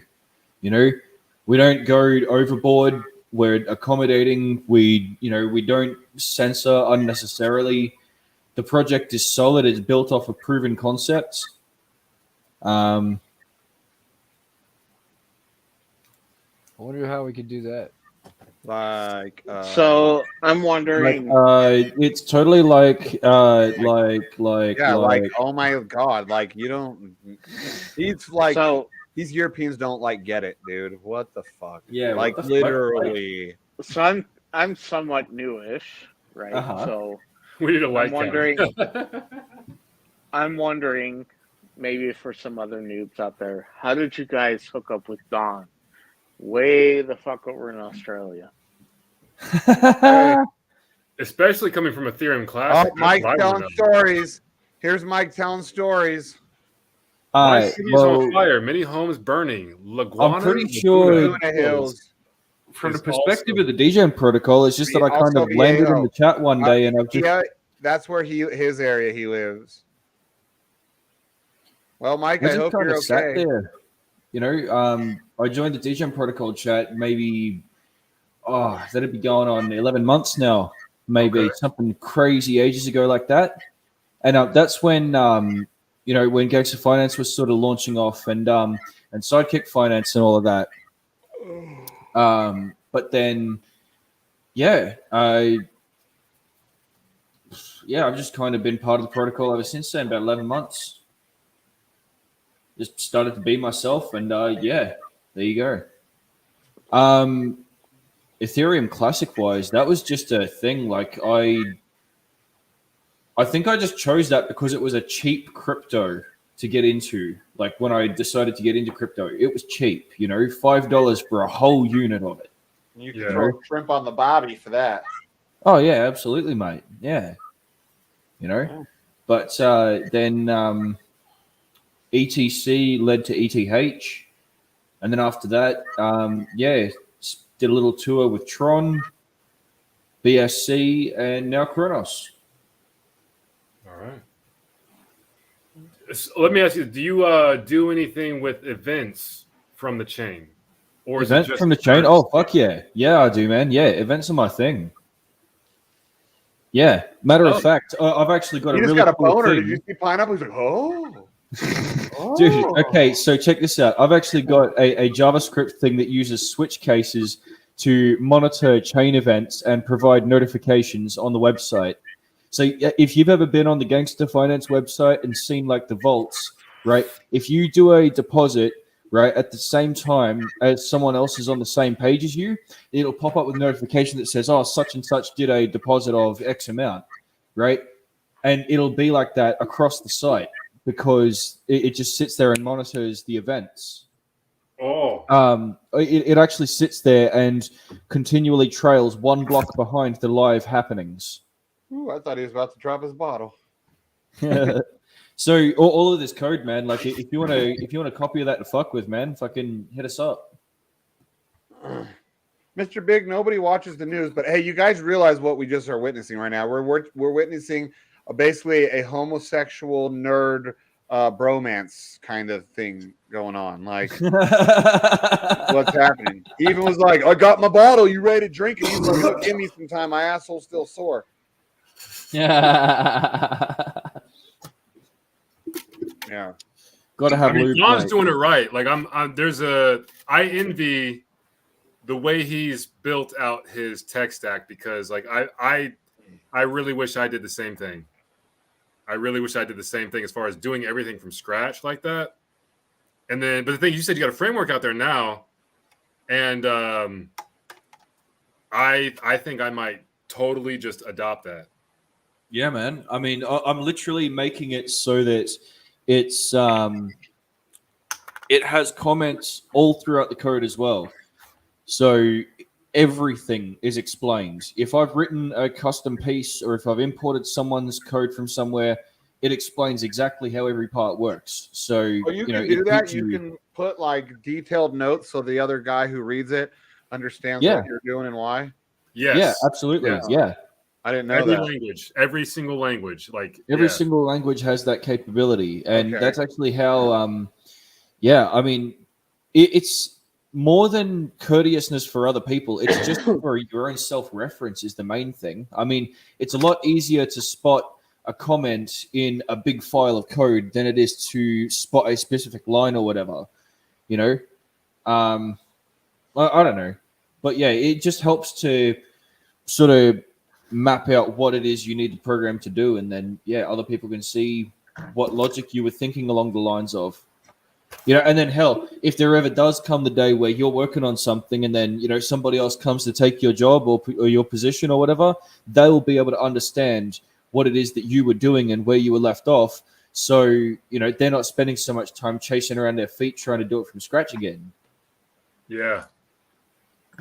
It's, yeah, there's a lot of good reasons for having well-documented code.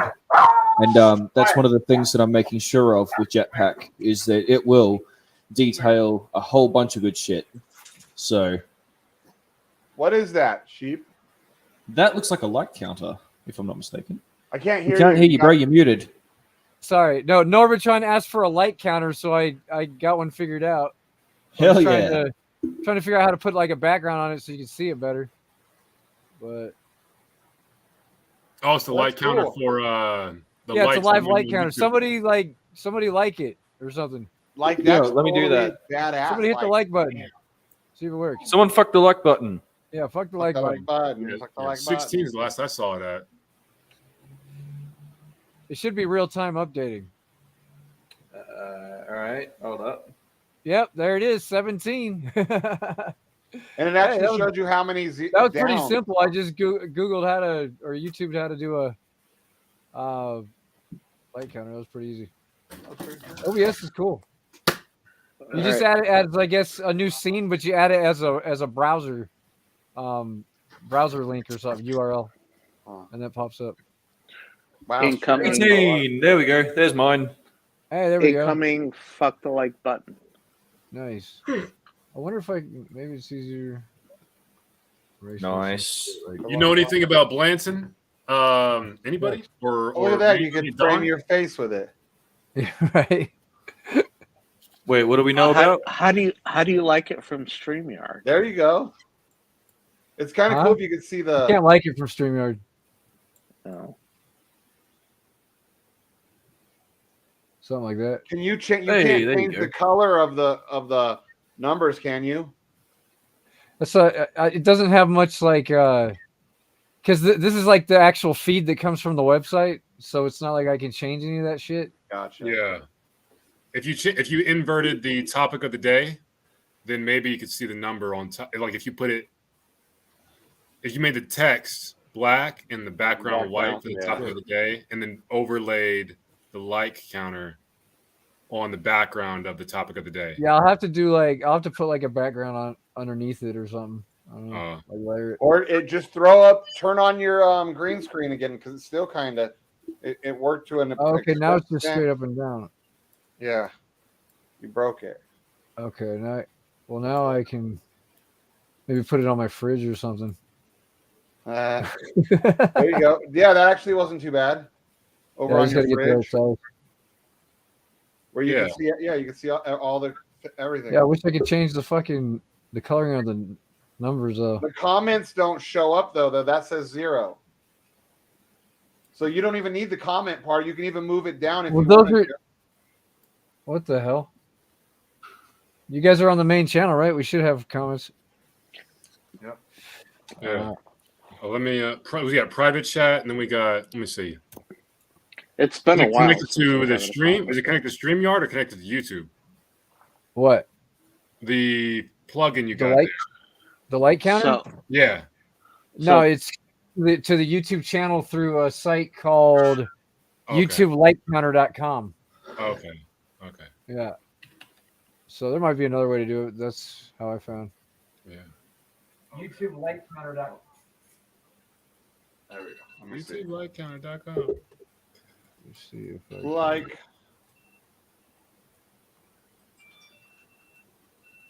Did I ask y'all about this? What? I want to know how much alcohol cred I get for buying the Blantons.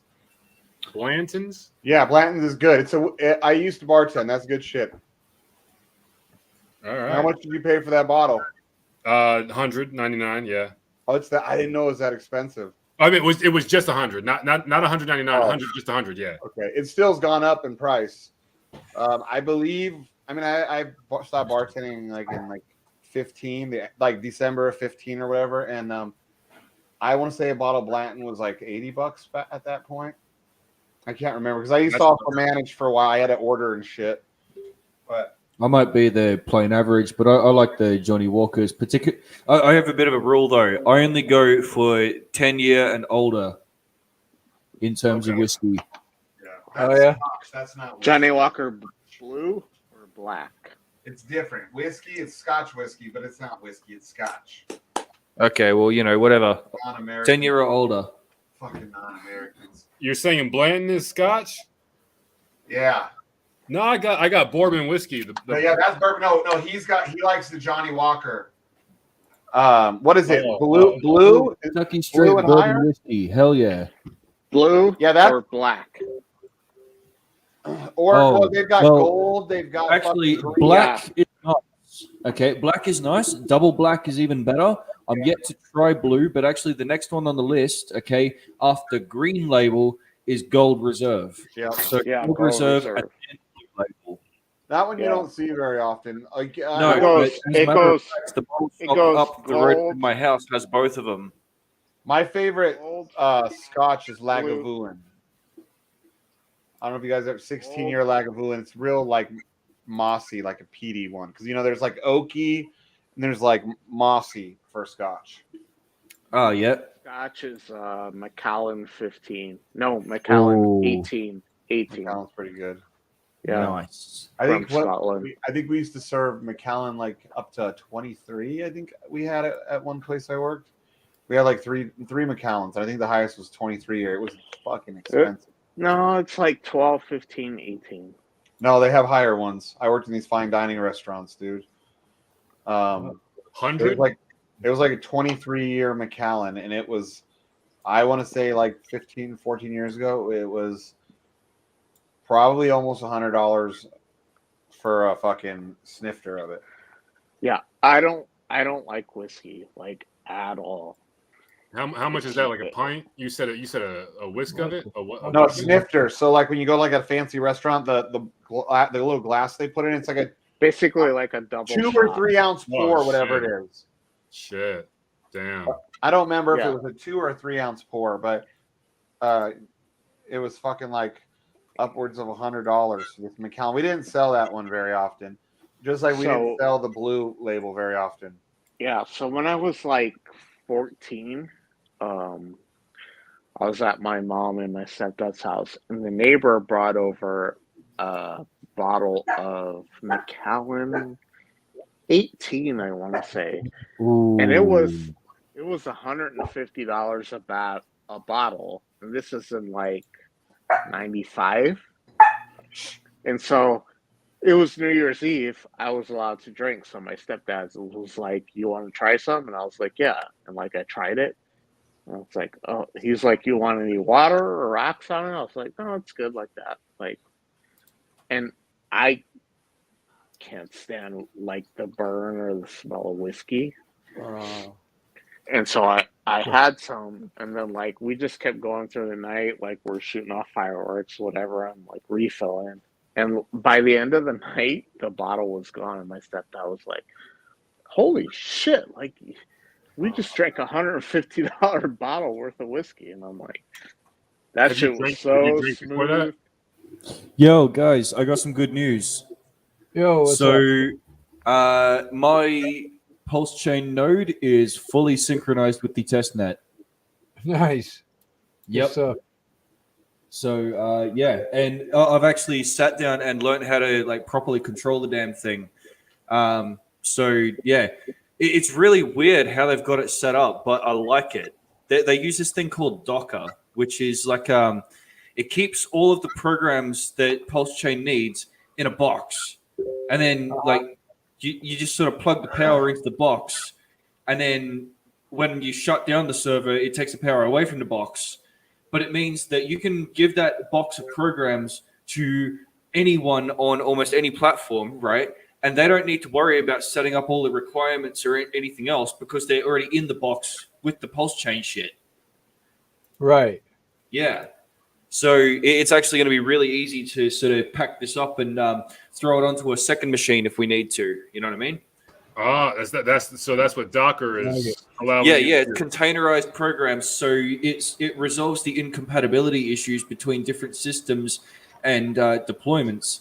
You can actually put programs in a container along with their dependencies, and then just send the container around to the different computers, and it'll just run it from inside the container. Okay. Yeah. Hey, So, this is the got it all figured Macallan. out. It's a cast number 23, so it's not 23 years. The 2018 bottles fucking selling for like $18,000. Ours were not that expensive at the restaurant, but they have some crazy Macallans. That's one no one would ever fucking buy because it's too expensive. Yeah, it was like $100 or $80 or whatever it was for like a shot. I think we paid like about $2,000 for the bottle at the restaurant, if I remember correctly. But that's what it was. Damn. It's aged for up to 20 years. They got other Macallans that are even more expensive. Yeah, I might actually have a look and see what they've got at my local bottle-o. Bottle-o. That's what we call the bottle shop. We call it a bottle-o. You know how Aussies do that thing where they take a word and they shorten it and just put O at the end of it? You know how many You words we guys do are that like to? Mexicans. Yeah. Well, you guys are like Mexicans. We just put the O at the end of every word, and Servo, Arvo, fucking. oh look, Sheep's still working on that shit. I'm glad to see I'm not the only guy that fucking likes to sometimes pack my blunts in there. Oh yeah, yeah. It's the only way to do it, man. Have you ever Slow burn going on. have you ever used those? What are they called? King palms? Yes. Yeah. Yes. Yes. You'll drink L Scotch. Yeah, that's what I thought that was. Yeah. Look, hey. It is. It is. No, it is the exact. Yeah. Yeah. It's That's the what I King thought Palm that thing. was. These things are perfect, bro. It's Yeah. the I'm just using a Dutch. I'm using a Dutch Yeah. blunt and stuffing it in because I ran out of the actual wraps from the King Palm. So Yeah.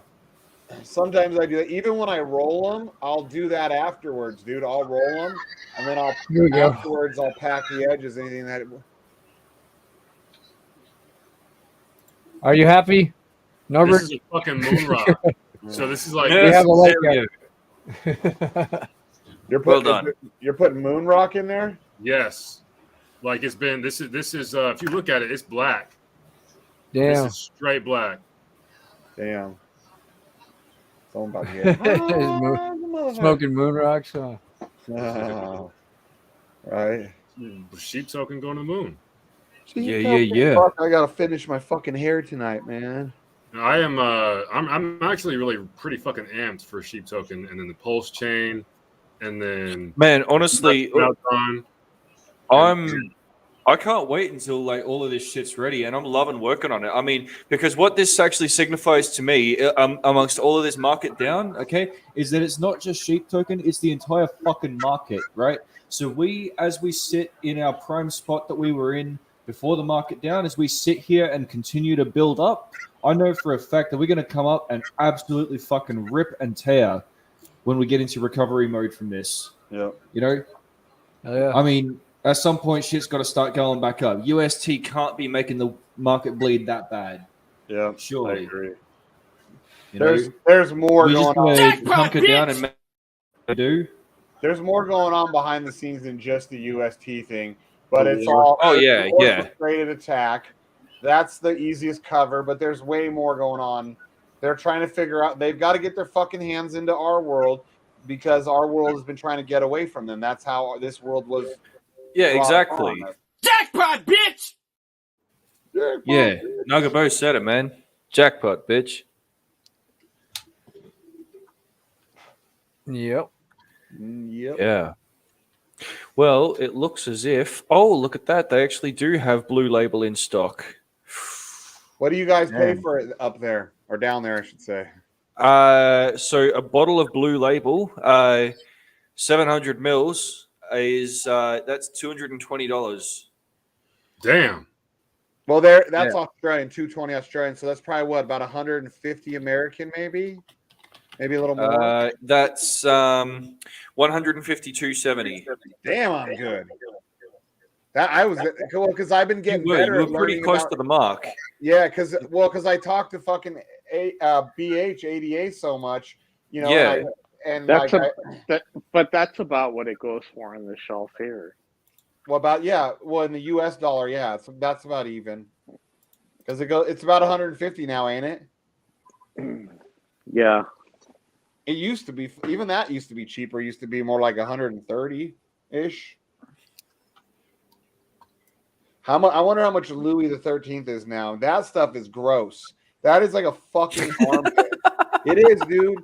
I got to try it one time. So I worked at Louis Trey, Louis the 13th. It's a fucking Louis the 13th cognac, right? So it was like $115 a shot, and this was in like 2001. I was just barely 21. I just was learning to bartend. I worked at this Wolfgang Puck restaurant in Vegas. So we had this happy hour from like 2 to 4 where you got I don't remember if it's a 2-for-1 or you got half off the drink. But this guy sits down at the bar and he sees our bottle of Louis the 13th and he said, is that on the happy hour now? We're like, I don't know. Let me ask. And the boss was like, if he wants to buy it on happy hour, fine, because it didn't sell, it didn't move very often. And so the guy was like, okay, well, I will buy the last 2 shots in there, whatever it was at happy hour price, but I want the bottle. Because he collected the bottles. A lot of people collect the bottles. Just the top of the bottle is real crystal, and they say that they are worth $400+. And if you have the bottle, they're all numbered. The bottles are real crystal. If you have the bottle and the topper that they have matching numbers, and you have the box, you can sell this fucking thing sometimes for damn near as much as what they sell a full bottle for. Jesus. Yeah, and so this guy, that was the thing. He was like, and then he's like, "Do you guys have the box?" No, why would we keep the box? We're a fucking restaurant. We don't care, But that was his thing. So what he did though, he leaves the 2 shots he just bought sitting on the bar, and he walks off with his fucking bottle in the top, dude, all excited. He looked, the numbers matched. He was all excited. That's all he wanted was the bottle on the top. He left them, so we got to try. We all got to try a little bit of it, because normally nice. that's one thing you don't get to try when you're trying shit. You don't get to try like the fucking $100-some shots. Yeah. I thought it was disgusting, but I also don't like cognac. It was fucking like an armpit, dude. It was so, because the guy told us too. He's like, "This is worth a lot of money. This is worth way more than I'm paying for it." And we were like, "We don't care." Either somebody might have taken it home, or we would have thrown the fucking bottle away, because we didn't realize. Shut up. We didn't realize they were all crystal and all that shit. That, I was 21. Yeah. Like, barely As 21. far as anyone's concerned, it's an expensive alcohol which you can serve to hoity-toity asses. Yeah, it's in a bottle. Oh, it's in a crystal bottle. That was the thing. Like, the dude was so excited. He had a whole collection of them, and he was bummed he didn't have the box. But he said he wasn't really planning on selling it necessarily. But dude, he was fucking super stoked to get that. Oh wow! Hold on, they've got. But you wrapped the gold thing around your blunt? Blended Japanese whiskey. Yeah. Oh, what is it called? I had one before. It was like it's called the Shin. Shine. Let me see a bottle. Picture of the bottle. Yeah, is hold it like on. a 16 year? Let me check. It's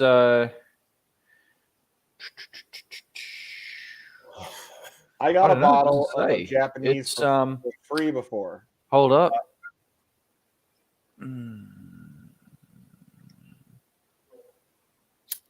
Yeah, it doesn't say how many years, to tell you the truth. But I'll put a picture of it in the Telegram. Yeah, I'm curious if it's when I worked for PF Chang's, being managers, you get a lot of like perks and free shit. So we were doing like corporate was coming, so we always get free stuff from like purveyors that we can't have in the restaurant. Okay, that's a different one. So we had this bottle of Japanese whiskey that wasn't on this list, and we asked our boss, like, we had like 5 cases of liquor we pulled off of our bar, and we were like, what are we supposed to do with it? She told me and the other manager, make it disappear. I don't give a shit. So any wine, any alcohol, and back then I drank, I used to actually drink fairly regularly. And one of the things I got was a bottle of Japanese whiskey. I think it was fucking terrible and gross, but it was like this $100 bottle. And I had a buddy who was a Marine, so he had been in Japan. He liked Japanese whiskey.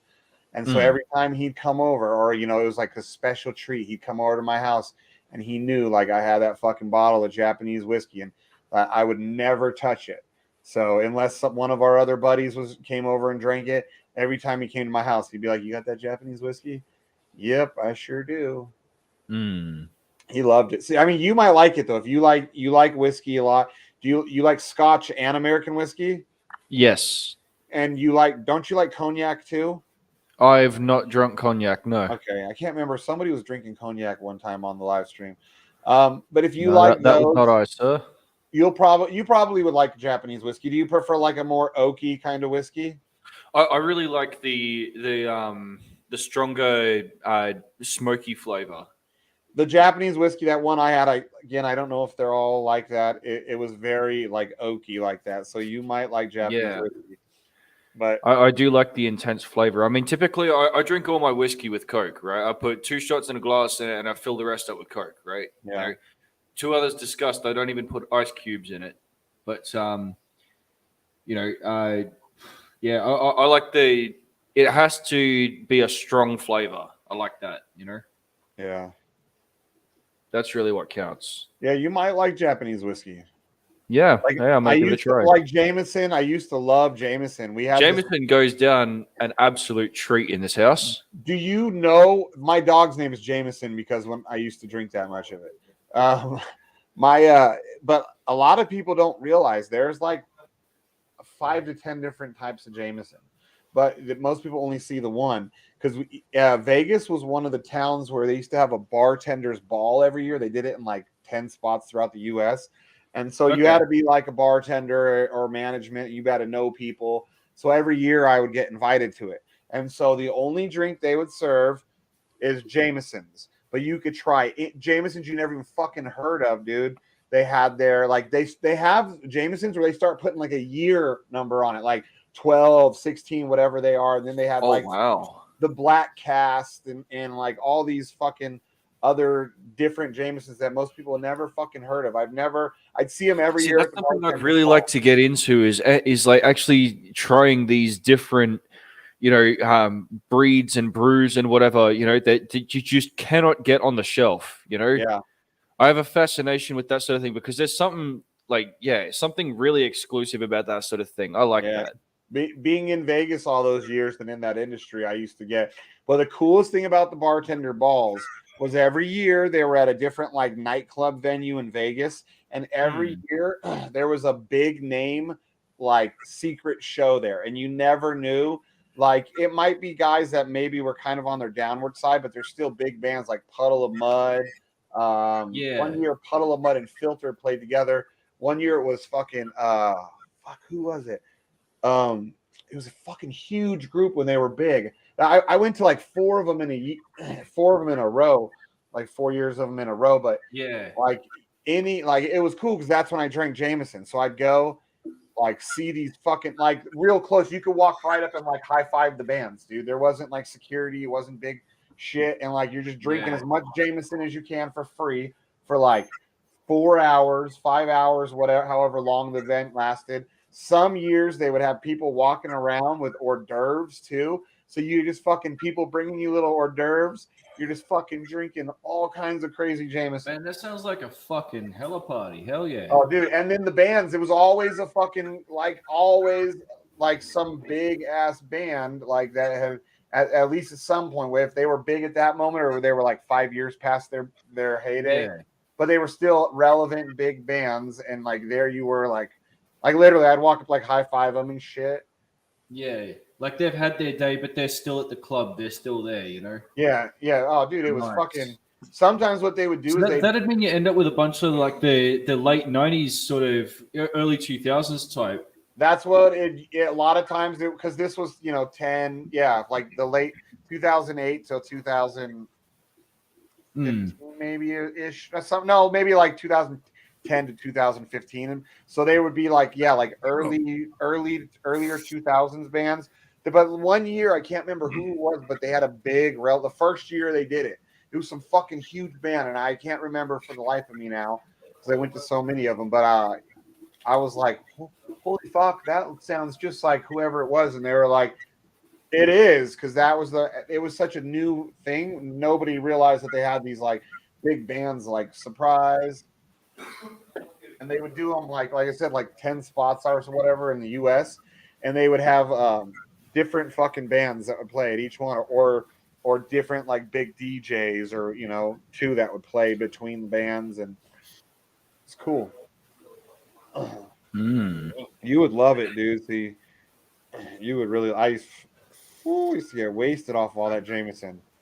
I don't even like Jameson anymore. I never got sick of it, but I tried so many types and drank it so much. But I mean, I don't drink in general anymore. Just don't like it. Don't like. Black Sheep, what are you jerking off over there? Look at him. Look, he's all getting down in there and shit. You're muted, Black Sheep, if you're talking to us. Oh shit! Just checking out Bitcoin and shit. What is it going? 29. Let me say it's 29. Tell me it's 29 Yeah. right now. Yeah. Fucking wrecked. Yeah. You know what's not wrecked? Jesus. Jesus isn't wrecked. Jesus definitely not wrecked. Let Well, me guess. Masternodes? well, one specific one. Because they are wrecked, but one specifically is not. Yeah, the sap fucking had a boner today. What was it? What is it? Sapphires. Yeah, sapphire. I'm guessing it's got to be based on a stable coin. No, it's based on fucking Bitcoin. And every time Bitcoin takes like one of these massive fucking shits, its Satoshi value skyrockets up every fucking time. Like last night, I sold before I went to bed. I sold mine at 1663 Satoshis. Right now, 2,000 Satoshis. To give you an idea of how fucking big of a movement, 20% movement. Oh yeah, because it broke out of a big falling wedge Sapphire. or something.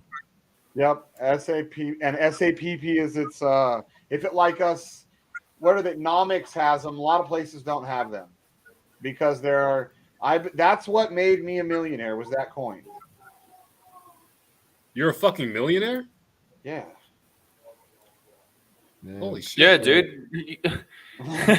You're not chilling with nobodies here. Yeah, a couple times now. Yeah, Oh, but Sapphire alone, that Sapphire made me the money that I was able to. All the money I have, almost all my money in DeFi came from Sapphire, because I had another investment early on, a couple that I took out of everything out of and put into DeFi shit and kept my Sapphire. But that was White Rhino told me when he got me into crypto, it was that coin and another one called Energy, NRG.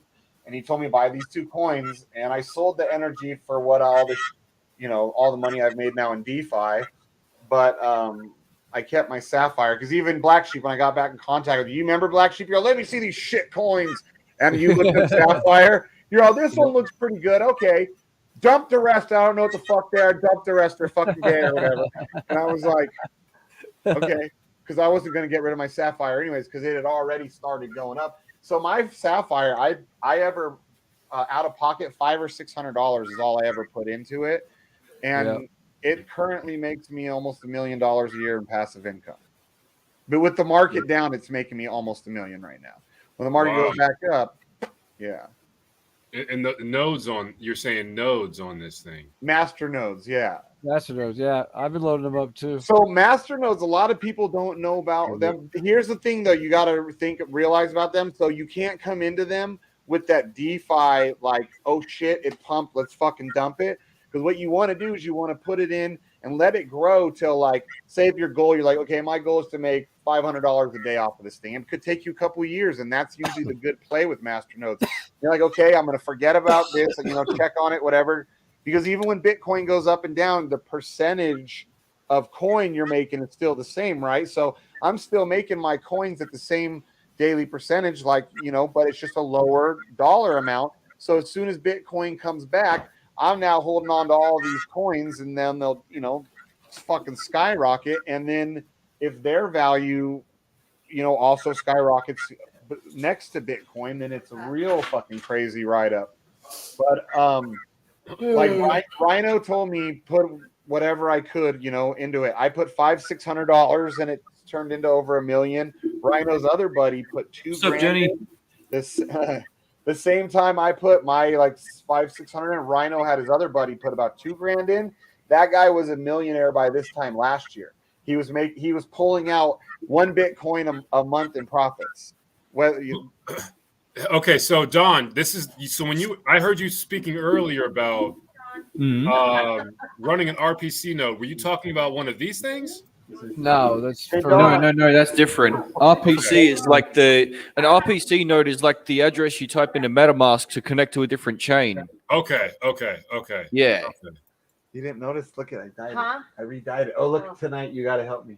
Yeah, because the thing is, like with master nodes supporting a stake network, the only direction is fundamentally up because you have so many people that want faster transactions. Yeah. Yeah. Jenny, he's even taller than me. Hmm. Yeah. She's all, oh, what's up, brother? All right, guys, I'm gonna keep on going. I'll catch up with you later in the day. Oh wait, Bye, Jenny brother. wants to show you something. Oh, what? Look. Ah! Clean your feet, woman.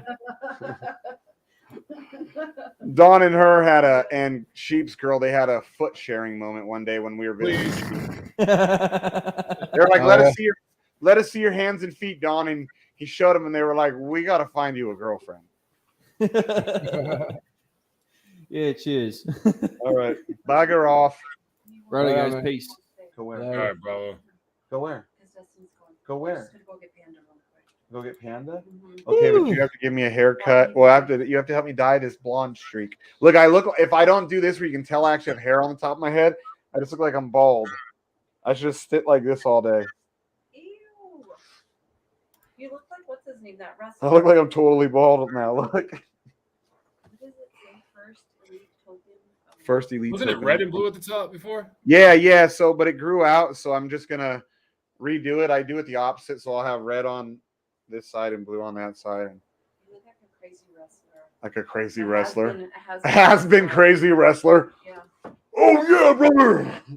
How many millionaires? So I mean, I would assume Sheep is. So then Shane, No, here's no. my Nowhere close. But he has more money in the bank than I do. Like in the bank. Yeah. So how but are I'm you working by okay? the end of this year, I'm gonna have a lot. Like a lot.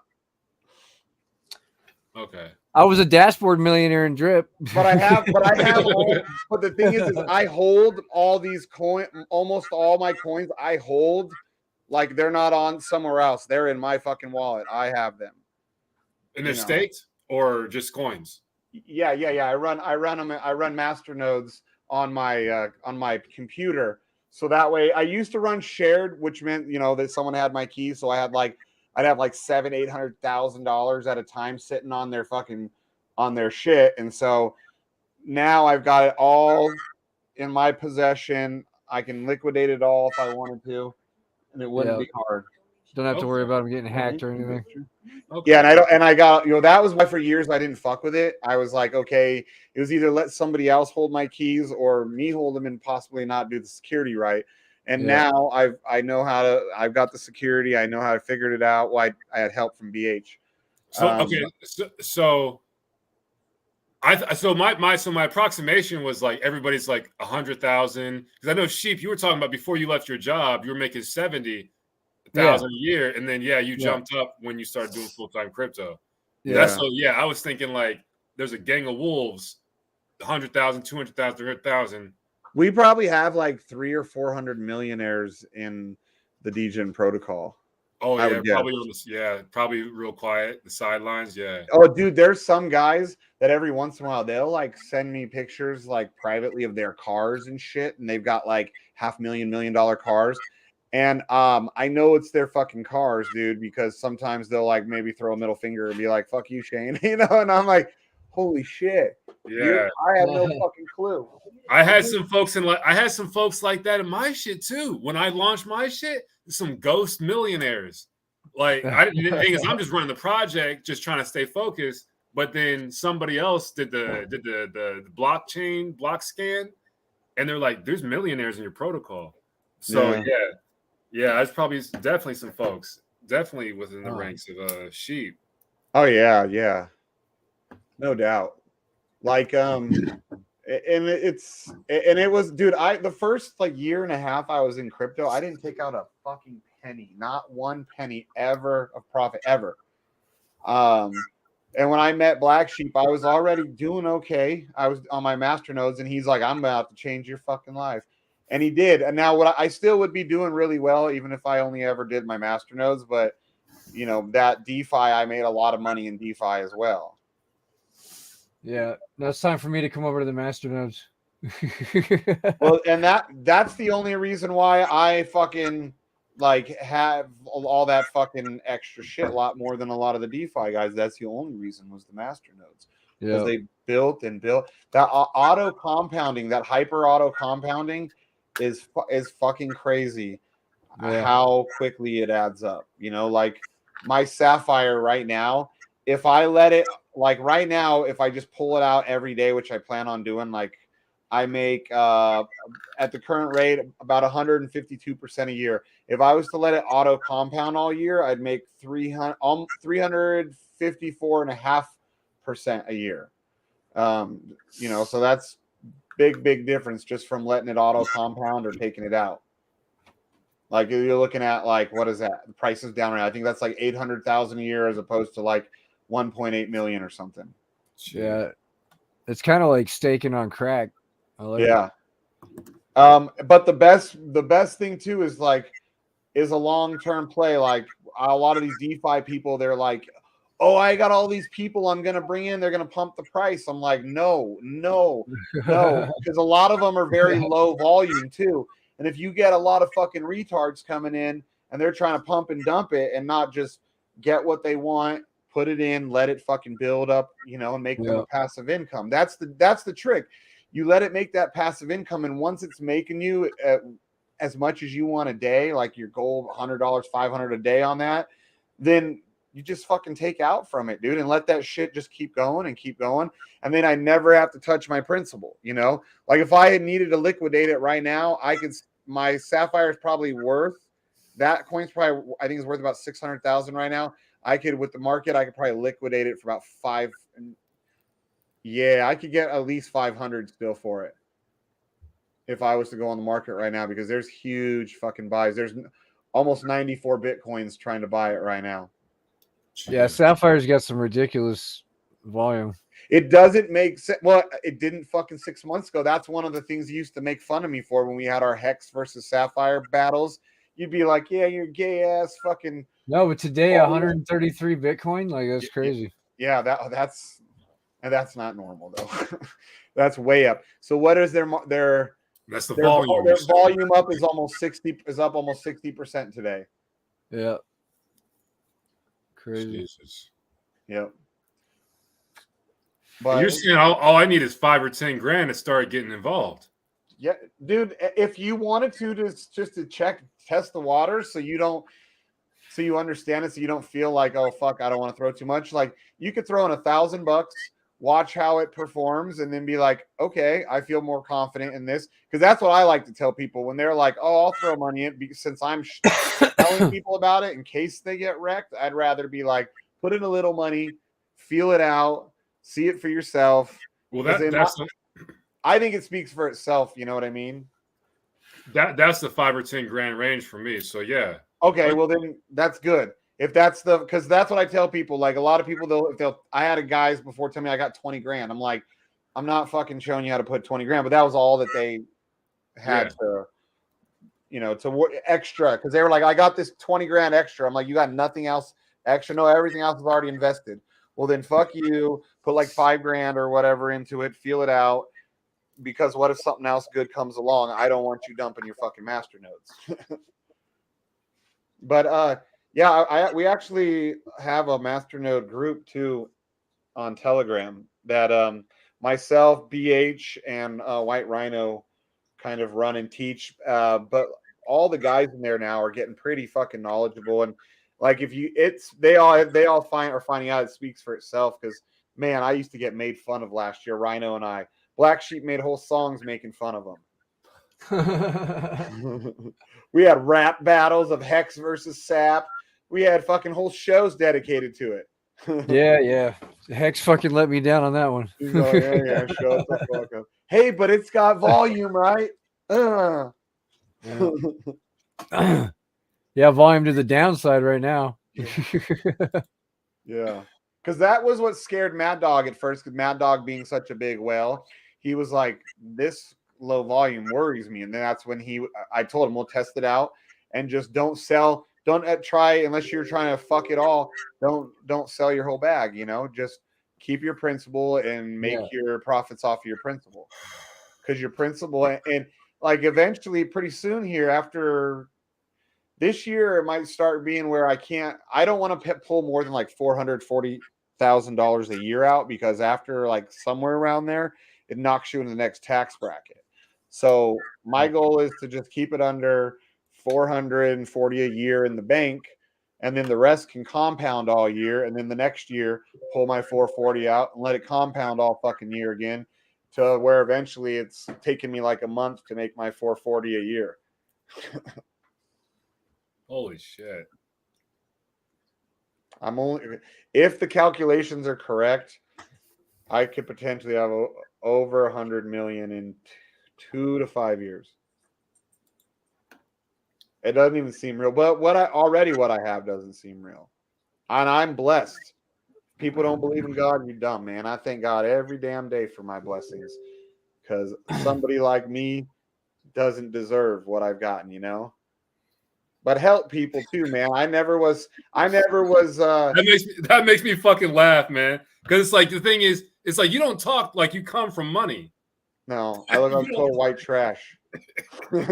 I even tell dude, my girl, I was telling this server, we were at a restaurant, this nice restaurant. I'm like, the more money I make, the more white trash I fucking get. Like, I was like, because it's like I don't have to worry about, like, when I worked for a living, I did not look like this. I looked actually like respectable and shit. But I don't need to. Like, I don't have a boss that tells me what to look like. If I ever had to go back to work, I wouldn't look like this anymore. People would be like, "That's Shane. What the hell?"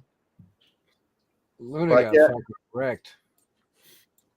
Also with my motorcycle lifestyle, people don't expect me to be worth much money, because not very many people that are worth a lot of money are in my lifestyle.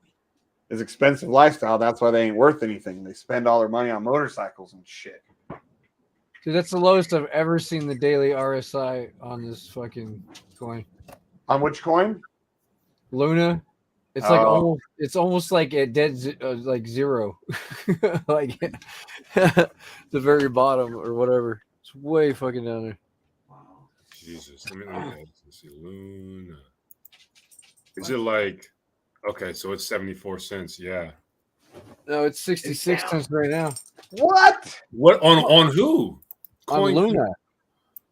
Oh, I'm seeing Luna 74. Oh, let me check. I don't know. What, didn't Coinbase still have it at a fucked up price, like real high? I think that's what somebody was saying. Where the fuck was I just looking at it? Who took a like away? There was 19, right? Yeah. Wow, what a prick. Well, yeah, what a dick. What a prick. What, baby? What? Want a treat? Oh, you make me want to get my dog now. Shit. You want a treat? Well, you made me want to roll another blunt. Let's see. So let's see. This is the one I smoked earlier. This is the Purple Haze. I smoked that one earlier here. What is this fella here? GMO. That's the other one I got here. Remember when weed was just like either you had dirt weed or you didn't? Remember those days? And now they all got funny names.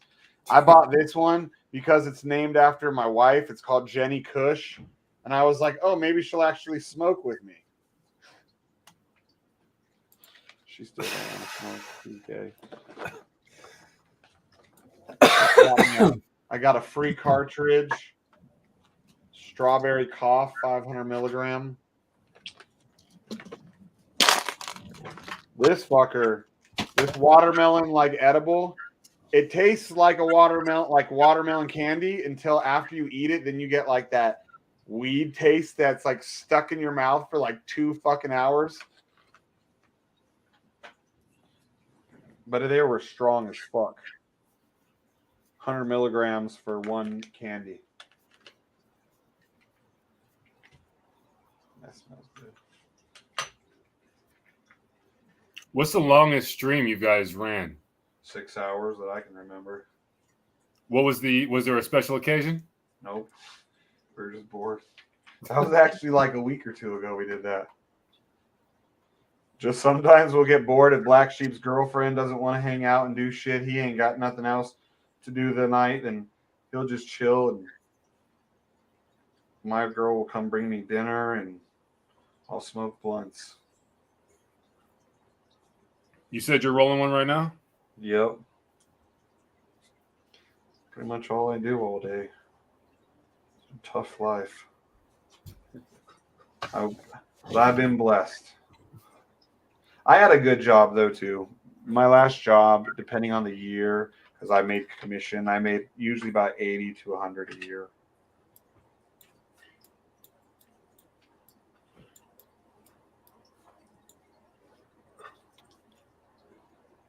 Yeah. Sheep had a good job too. When Sheep quit his job the way he did, having a good ass job, I was like, holy shit, Black Sheep's fucking crazy. Like, I remember being like, is this a good idea? You were like, fuck yeah, it's a good idea, and it was. I wish I would have shorted Luna. I'd be a fucking billionaire. Right?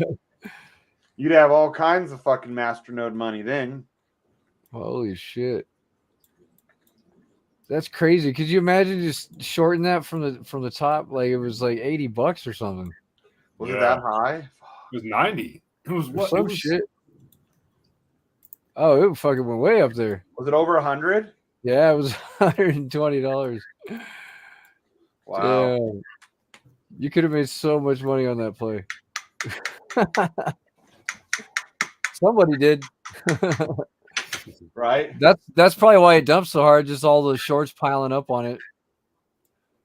Just fucking Yeah, true. Yeah.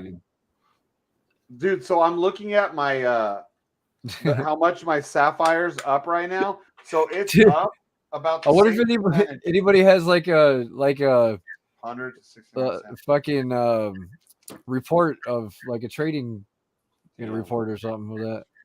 Like taking that short from the top. I wonder what that would look like. Right? All you did have if there was a fucking screenshot, people, all of a sudden you'd see a scam wick up real quick if too many people were doing shorts on it. Fuck, man. Fucking A. Yeah, that would have fucked a wick hunter. Yeah. I was just gonna say, remember Wick Hunter? Thank God. Dude, but when Wick Hunter was good, holy fuck, that was one of the greatest highs ever. Dude, that was the first time I started making crazy money in my life, and I was making like 40 G's a month off of just the Wick Hunter. Yeah, it was good. It was good. Weren't you making? Didn't you make like 100 grand in 1 month off of it? It was stupid, dude. We were killing it. Yeah, because that's what really set you up to like get in like the good spot and drip, but then we also got wrecked hard as fuck. Yeah, we got wrecked. That was by the time drip came out, we were already fucking toast. Yeah, but it was key. I remember it came out at the perfect time, dude. Yeah. But man, when I first stopped running my Wick Hunter bots, I was like having withdrawals, bro. Like, because it was so addicting. You know what it was like. You wake up and you're like, holy shit, some days you could be like, I just made $500 while I was sleeping. And then you'd wake up and you'd make another like fucking G or two that day sometimes and be like, holy shit. It was fun. Because back then I was only making like maybe 200 a day in master nodes. And I'd be making fucking sometimes like 2-3 grand a day in Wick Hunter. But my average was I think like about 12 to 1500 a day I was making. But at that point, on a regular basis, I had never seen money like that. I've seen occasionally. Like, it's designed to go to zero right now. We should all be short in Luna? I don't know. I smell some kind of short squeeze coming. Oh yeah, I see a 60. It just dropped from the 70 and then just 64. Yeah, damn. I mean, what is? I don't even. I saw it come up to, like when I saw it. See, as a dev, as someone who doesn't really, I haven't really invested in a long ass time. So Terra was just totally alien to me. It kind of came out of nowhere. Yeah.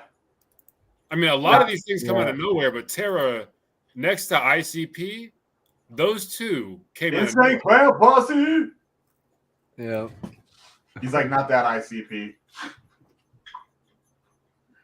Oh yeah, yeah, I don't, yeah.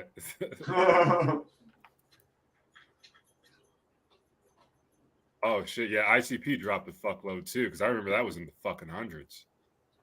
So that pretty much, yeah, did what the fuck Luna's doing now. What? How much has it dropped? ICP came out at 300 something.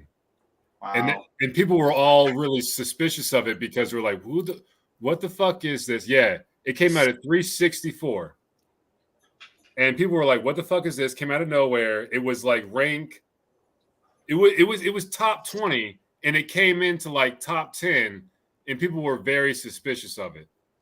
And then now it's down. Now it kind of took a relatively more gradual decline, but it's pretty much kind of like doing what Luna did in inverse. It dropped just as much, the 95, 99 range. Damn. Percent? Yes. Yeah. Yeah. Percent. Yeah. So what's scary though is to see, like, it was kind of scary to see how Trunk, be like, oh fuck, we all thought it was safe because it's a stable coin. And then now we see other big stable coins being wrecked too. Like, it's kind of scary. Like, look, not everything's stable, but this is going to teach some stable coin devs, some like maxi stable coin fag, like how to make sure this doesn't happen next time. So this is okay. So, oh man, I gotta drop something where. See, my protocol only works when when people see the promise of future requests to the protocol. So you can do price data, you can do truth for sports or world events or whatever. Anyway, not to get too technical, but yeah, as far as like making solid oracles, a lot of the tech out there, like they're not going about it right. Like a lot of these devs, I mean, I don't want to sound too like full of myself or like I know everything, but a lot of these devs are not going about it right. There's a very, very clear, straightforward solution to like scalability, privacy, storage, all that shit. Once we solve the DAO, once we solve the governance problem, then we can then take that governance and apply it to physical real world space, real world, like real estate. And with the DAO, because what do people want out of DAOs?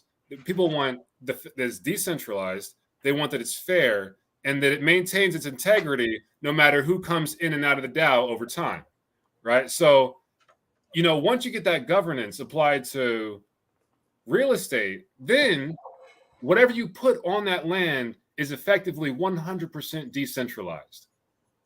So now you have Azure, Amazon, whatever data centers on there, and you can have a mesh network, ad hoc mesh network between all these data centers.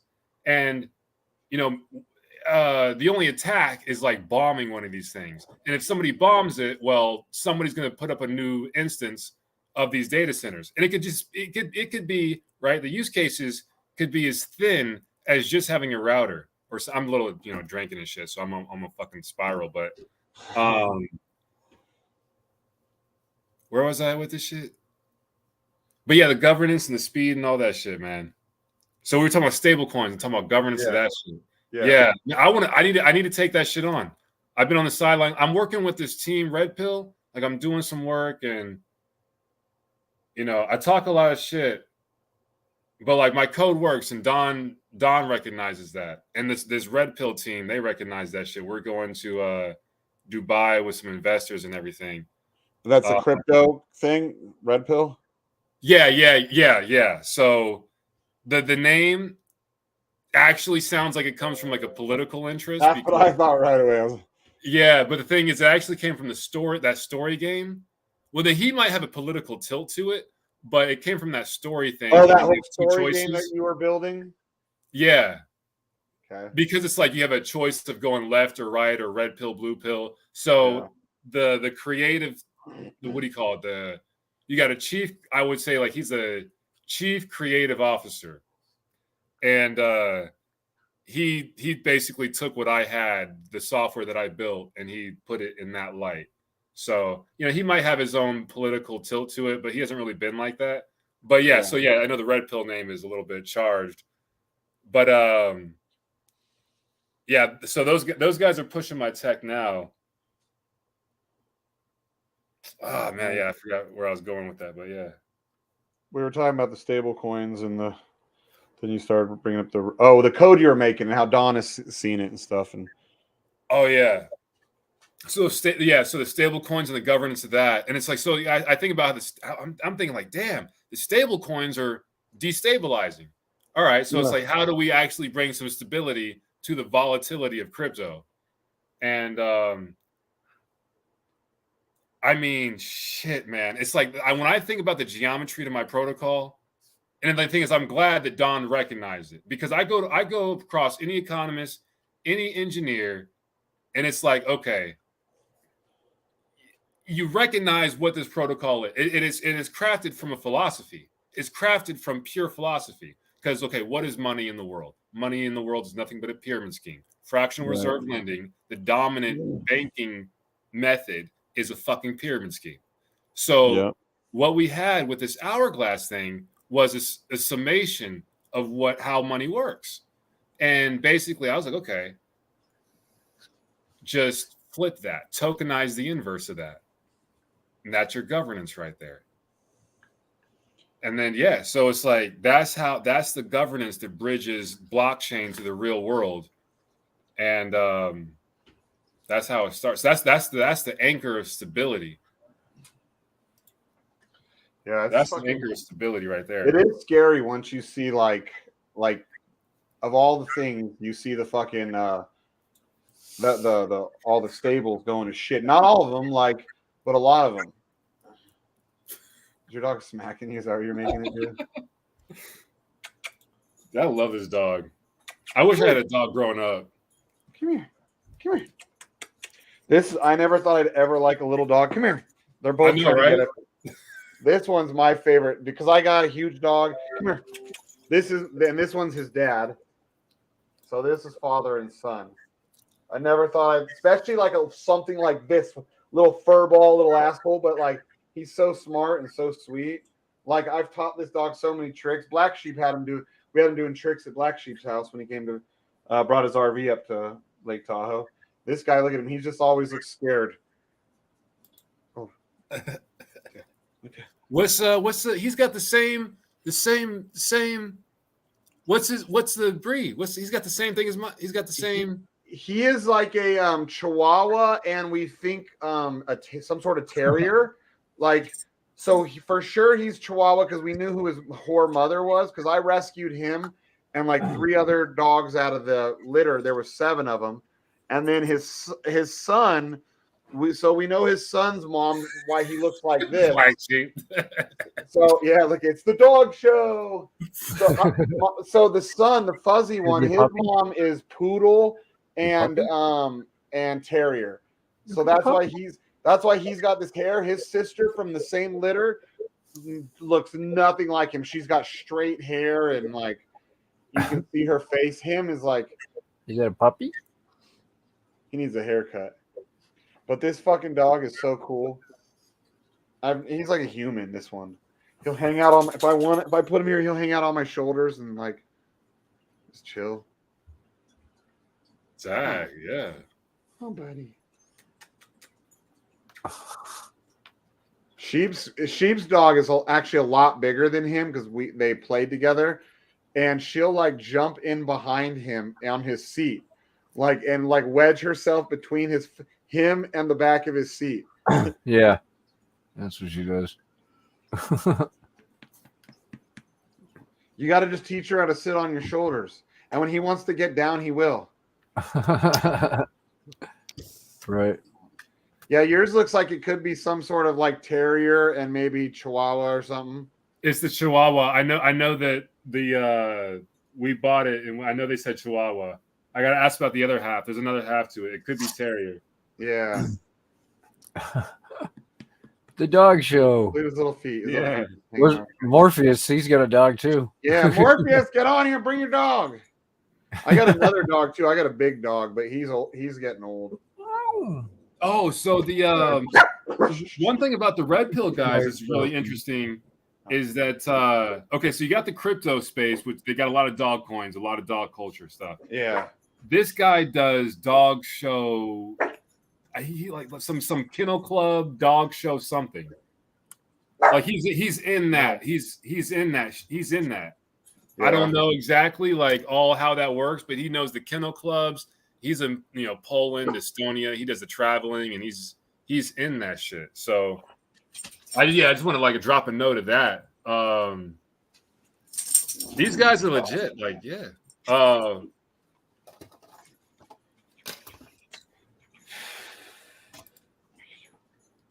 on, get down. Hey, come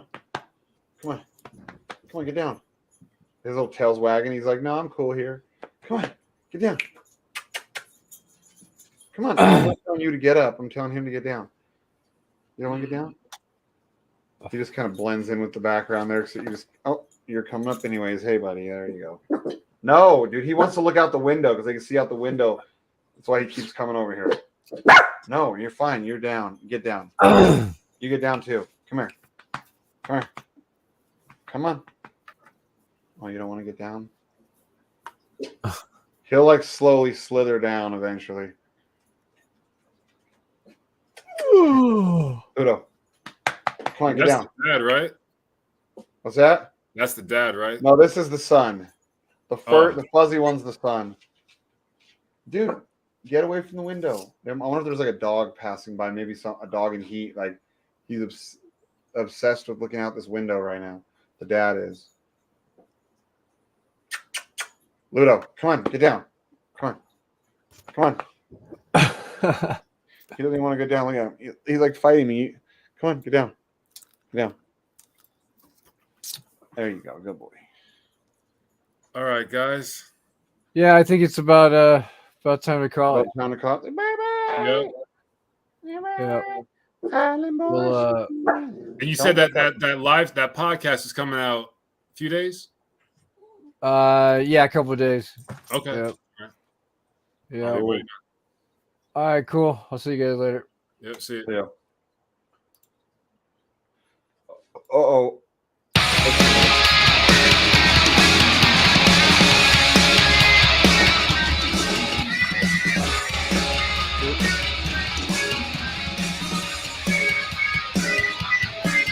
What's up, OG hacks again, just BlackSheep and I'm back again. I've come to rock you back and forth and up and down and out the door for sure. I'm chilling with the DJ protocol. We come to represent and we don't give a shit, cause we're fucking rich. On the ball chain, and now we're stacking up our games on the ball chain. We got the hookers and cocaine's on the ball chain. You know we don't give a shit, in the words of jackpot, bitch. Richard Hart is such a pimp, I just wanna be like him. Give me some hotties and a Rolex Calamari and a super hot Ferrari. I'm sorry if I'm a little offensive, but folks ain't coming through and gotta make us rich. On the ball chain, and now we're stacking up our games on the ball chain. We got the hookers and cocaine's on the ball chain. You know we don't give a shit, in the words of Malcolm. Jackpot, bitch. On the ball chain, and now we're stacking up our games on the ball chain. We got the hookers and cocaine's on the ball chain. You know we don't give a shit, in the words of Malcolm. Jackpot, bitch.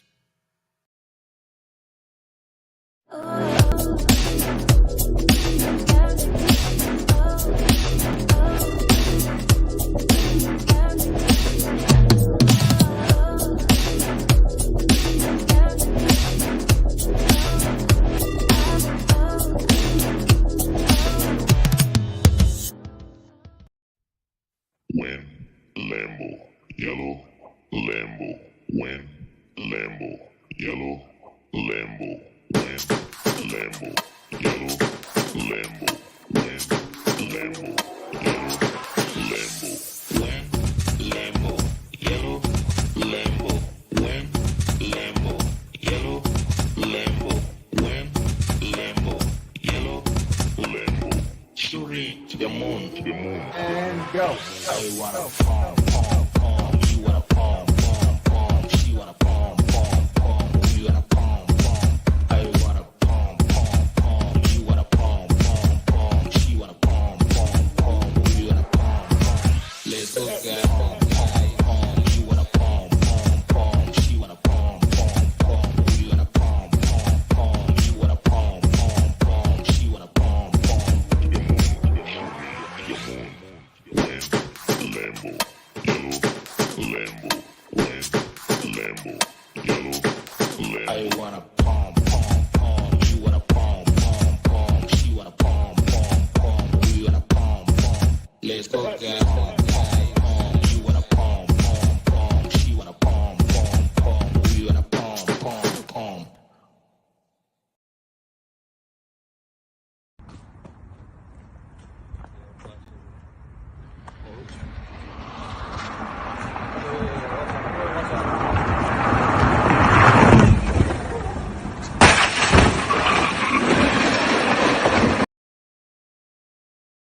shouldn't have been talking shit.